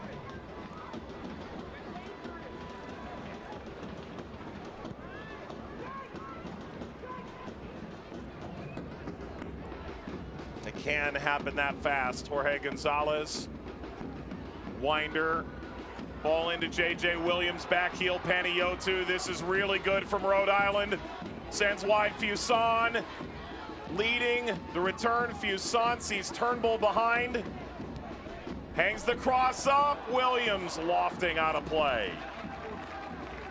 And that's what Rhode Island can do when they get this level of attacking talent on the same page. Well, you get two big-time forwards in there, Dequa and Williams. Even if you have three center backs like Louisville do today, there can be some confusion created just because each player requires attention. Both so capable with their movement in the box and their heading ability. Well, Rhode Island starting to feel the energy of the crowd inside Burns Stadium, and it's just giving them a little bit more life to go and try to find the game's first goal. Winder. He was able to pick the ball back up and win the free kick off of Holstad.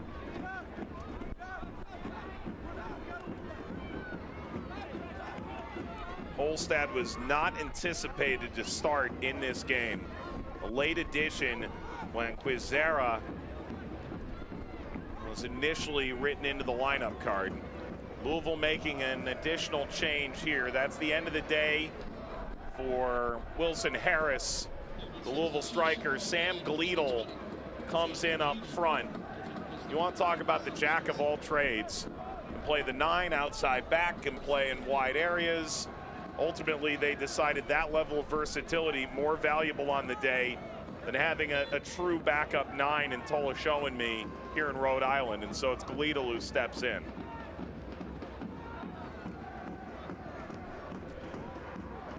Paid a transfer fee to get him off Monterey Bay over the offseason.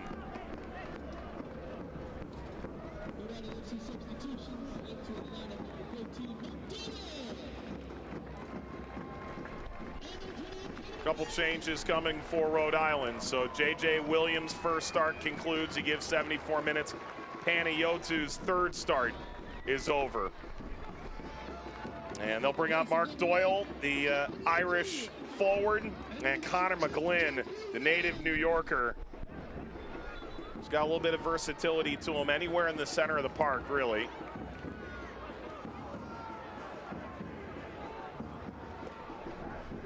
A little intrigued to see how this plays. McGlynn coming into midfield. Because the way Williams was played in this game out wide, and then Panayiotou as well. In theory, you've got Doyle coming for Williams and Panayiotou replaced by McGlynn, but really different profiles between the two. Yeah, you could see exact same formation. It could be a switch in which you put Dikwa as the focal point. You put an extra player just underneath as well. Could start to mirror a 4-2-3-1. It could stay with 3 in the back. It'll be interesting to see. Looks as though they are staying 3 in the back, so maybe it stays with the same type of shape. You could even go 3-5-2 if you want. There's some different variations with the player profiles that have come into this match.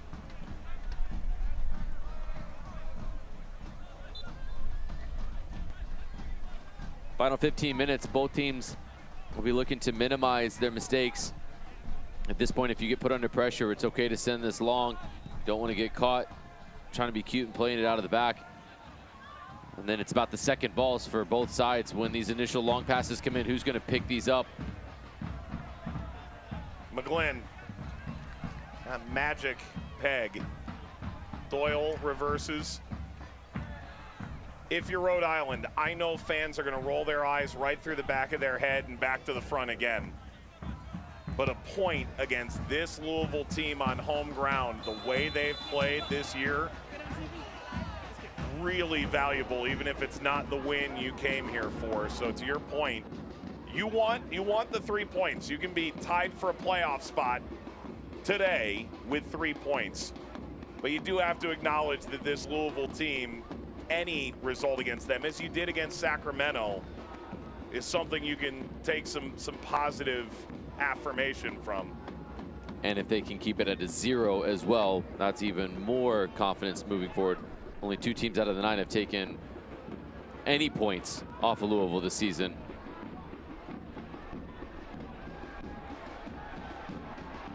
Holstad toward Doyle. Ooh, shouts for handball. Winder. Play on, Turnbull. There's no video review, so whatever the call is, that's where it stands. Well, flicked away, Rhode Island maintain.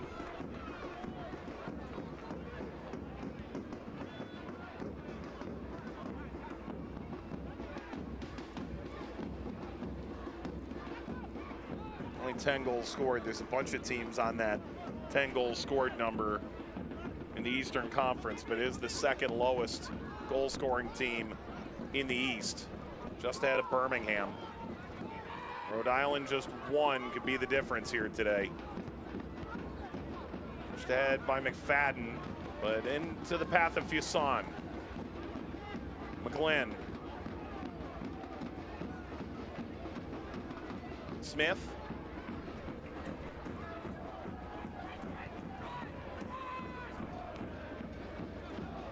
No Darcy. I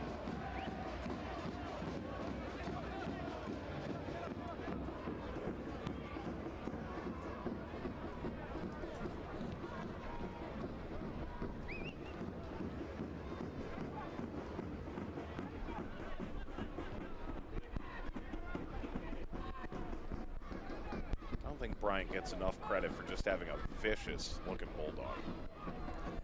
Yeah. Oh, you mentioned it.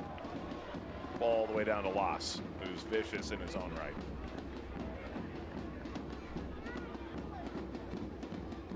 You notice everything. If you were a player, you'd have been in the center of the midfield with your vision. I would have been standing on the bulldog. That'd have been your radius of ground to cover, huh? Heat map for Mike Watts. Yeah. Man, I ran from one end of that collar to the other. Up for McFadden. Gleedle. Gleedle somehow got that cross away to the backside. Ball knocked down by Gonzalez. Well, he briefly kept it alive. Took a push in the back to get that job done, and Yao suffers the foul. That's Smith who went into the ground. Good change of pace from Gleedle. That was a combination. It was Smith and Yao both right there. If the header would have been won by Gonzalez, Yao put himself in that position to be able to make the intervention if it was headed towards goal.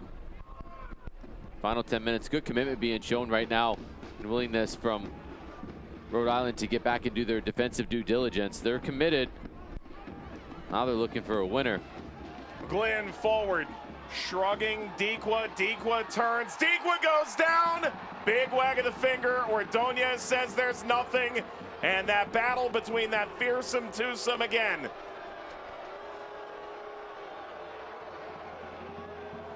And you can be sure that that'll be the focal point these coaches look at as soon as they get to the locker room.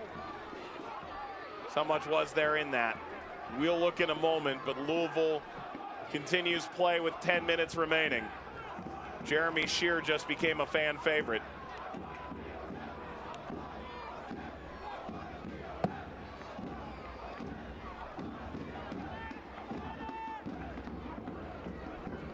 That'll run all the way down, give us a chance to go back to the shout for the penalty. All right, well, here's the big controversial moment. This is going to bounce weirdly, and Ordonez is going to misread it. There's a jersey pull. Now, Dequa sells it, so here's my take on it.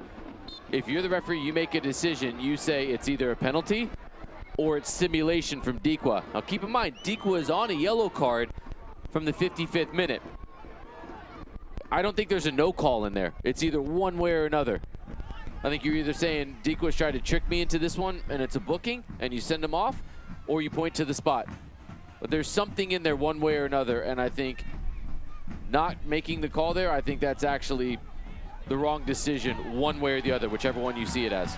Fuson leading Dequa. Ordonez shadowing as he has all day. And you could hear the primal scream from Ordonez, just pumped up after he handled Dequa on the first one, and then Fuson on the second effort. Man, they talk about the leadership being through the roof from Ordonez. The pride of Pitt went on to a couple of years with the Riverhounds. It was the marquee acquisition for Louisville in the offseason. Turnbull.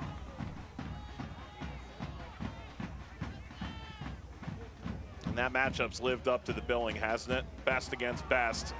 Left off by Turnbull. Tosh, tidy work. To Gleedle, knotted down by Nadarce. Nadarce down again. Fadden.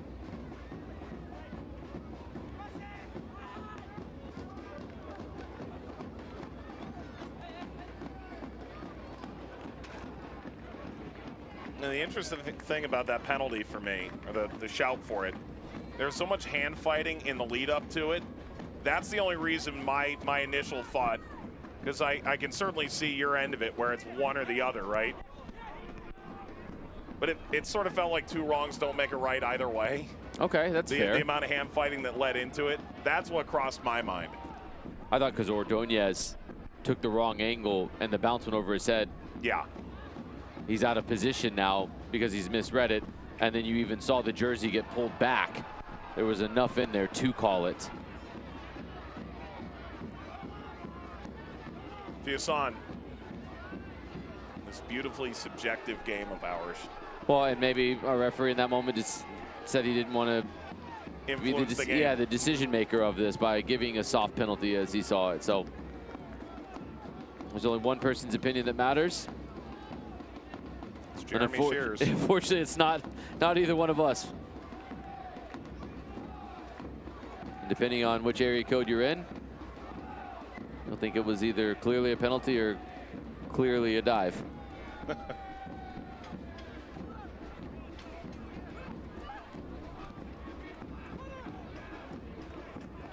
That's inventive with the flick over.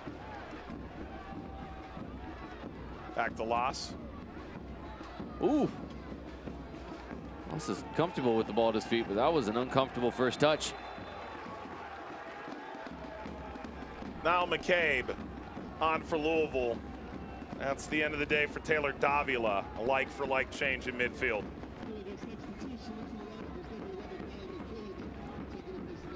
And Louisville's gone the distance sub-wise. That's their 5th and final. Another solid shift from Davila, who just continues to put out consistent performances time and time again. The 23-year-old is cementing himself as a name and pen each and every week for Danny Cruz.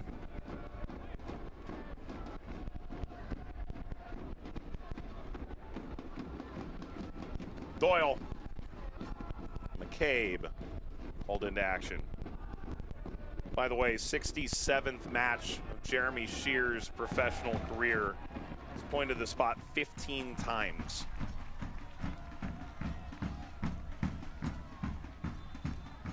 Including twice in 6 games this year, including a game between Louisville and Indy 11 in early April. Game that finished 5-3. It was a penalty for Indy 11. Smith. Tortiqua bounces off Fusson.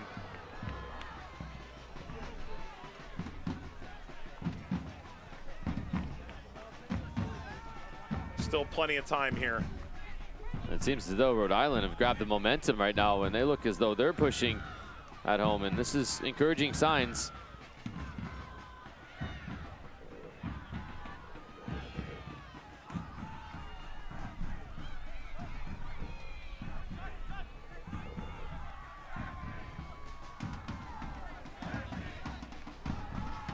Darce, give it go. Darce couldn't carry it through. The hop didn't help. McGlynn walked up by Smith. Player down for Louisville behind the play. Continues for Rhode Island. No obligation to play it out.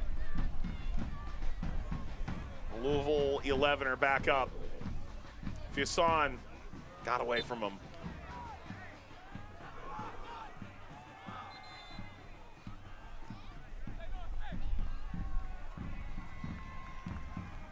Rhode Island back to their bench. They'll get Isaac Angking in off the bench. Came up through the Revs Academy with the Revs and Columbus reserve teams in MLS Next Pro in 2022. It's his 3rd appearance for the club. Fusson comes off.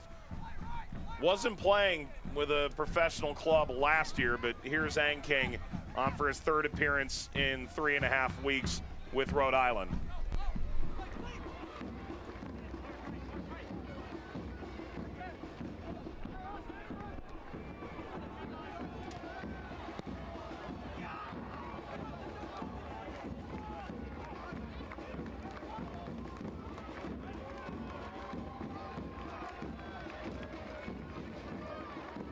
Ordonez again after he made that challenge with Dequa and won it.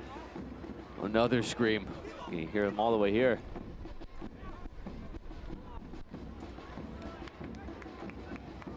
That matchup has been fascinating, and the life of a center forward. You could have the former defender of the year keep you in check for 88 minutes. Dequa goes and seals a winner. That's the life of a center forward. You're the hero.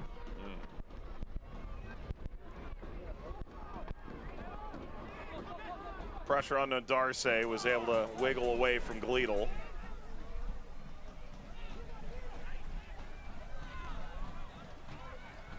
Dequa, 12 goals over 5 seasons, and then in Pittsburgh, 31 goals in a 2-year span. Just absolutely lit the world on fire. Hasn't scored since week 4. That hangs in for Doyle. Doyle turning the corner, in on McFadden. Rolls up to Holstad. Crowd to the edge of their seat. Holstad got overrun for it. It was a white jersey Louisville blockade.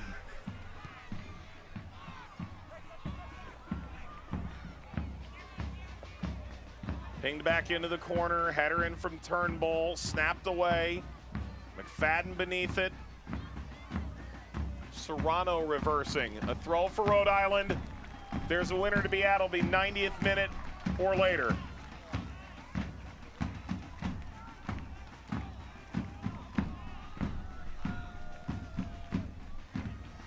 Ibarra. Loss. Angking was looking for his moment. Loss flips this out. Winder. McCabe. And Louisville take the 3 points. They've put in the work here on the road. Winder. Even if this result holds, they'll pick up a point over Charleston, who lost last night. Ball lined across, seeking Gonzalez and King beneath it. This touch let him down. Taken away, Morris and King went to ground and took it back.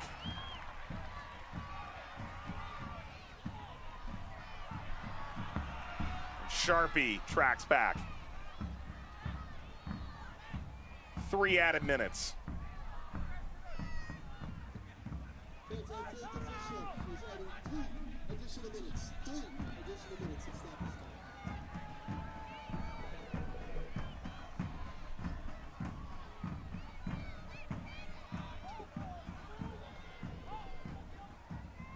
Fuson hit the post in the first half.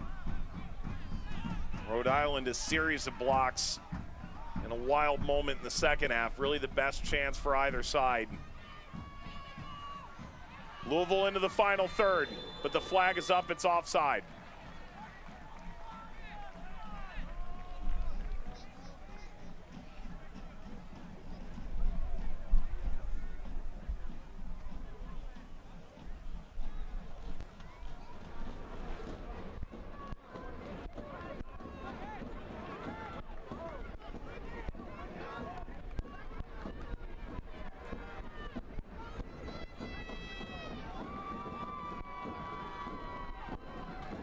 Louisville will host Detroit midweek. Rhode Island will go away to Hartford next weekend, then see Detroit at home on June the 8th.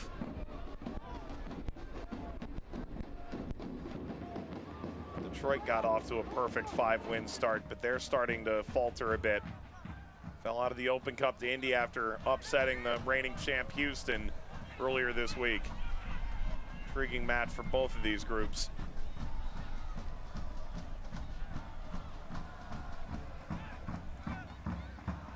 Still another minute. Ordonez. Foul's gone on McFadden. So for Rhode Island, no time like the present. As always, Koke will come up and take the free kick.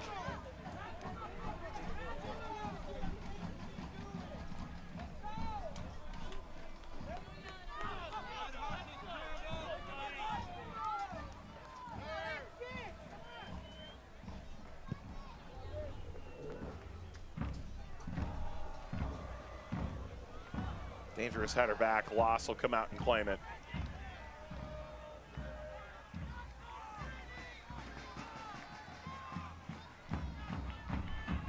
This will be only the third time Louisville surrenders points in the league this year.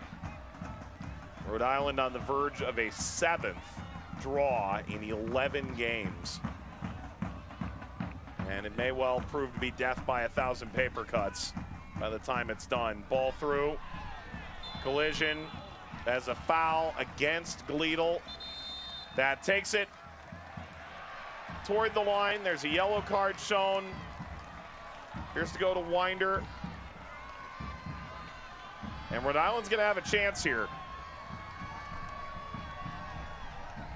Clubs are built on special moments. And Rhode Island dreams of having a really special moment right now. But the full-time whistle robs us of the chance.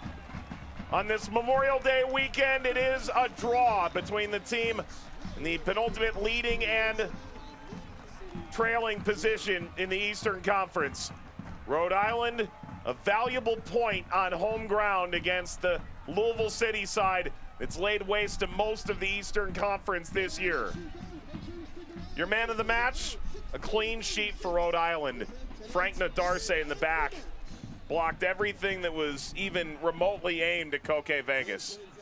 Yeah, both teams did everything tonight defensively to make sure to not concede, and Nodarce had a big say-so in that, the double block where he threw himself into the path and certainly saved a goal from off the back of a performance where he got his first goal of the season last week and a shutout this week. This is a good point for the home side. A really good performance, lots to build on. 4th time they've kept a clean sheet this season, and against the team that has scored the most goals in USL Championship this season, a really, really good performance tonight. Let's take a look at the Rhode Island Energy play of the match. We alluded to it at the time how important it was for Frank Nodarce to make this initial block on the effort, but then to be able to follow up the close down for Elijah Winder and make that second intervention. You can't teach that. That is just heart right there, and that is why Nodarce was the player of the match. And the save of the match brought to you by Centerville Bank. Make progress toward your goals with Centerville Bank, official bank partner, Rhode Island FC. Well, the man who's second in the Golden Boot race in USL Championship, he's bearing down from the corner of the 6. Damian Loss gets in the right position, stands strong, makes an important save for his clean sheet, the 4th of the year for Rhode Island. High Bar Physical Therapy presents the final score tonight. They're the official physical therapy partner of RIFC. Visit highbarhealth.com today to begin your journey to feeling better, moving freely, and living fully. The fans drumming away as Rhode Island players will take a moment with the supporters. They don't get all that they came for, but they do get a point against the side that 9 years running has gone to the conference final. We'll step aside our post-game coverage, including a look back at the highlights, coming up here in Smithfield.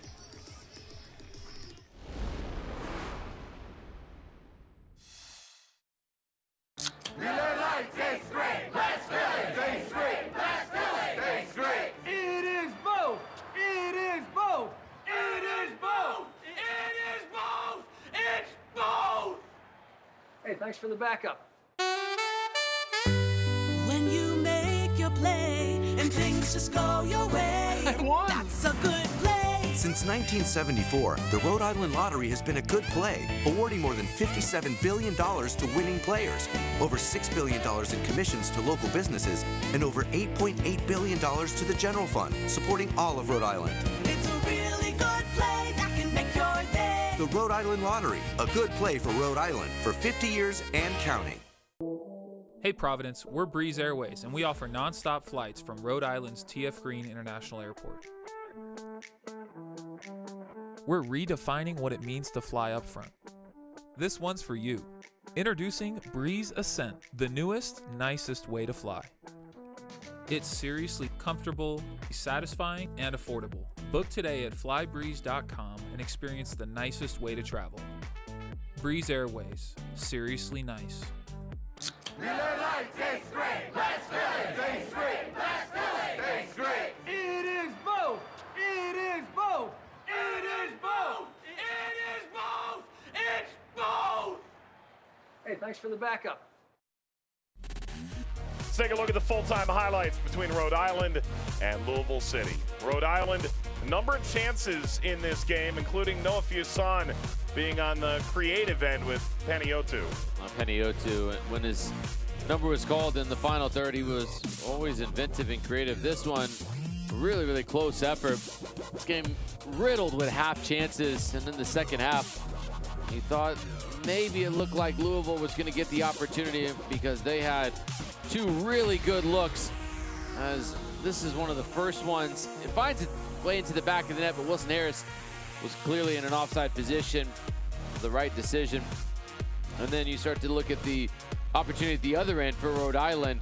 They're getting more numbers forward, more opportunities. The combination of Williams and Dikwa at times created flashes of opportunities, but there really, really wasn't any clear-cut chances. And then the double save from Nodarce was the second opportunity for Louisville that was stymied by Rhode Island.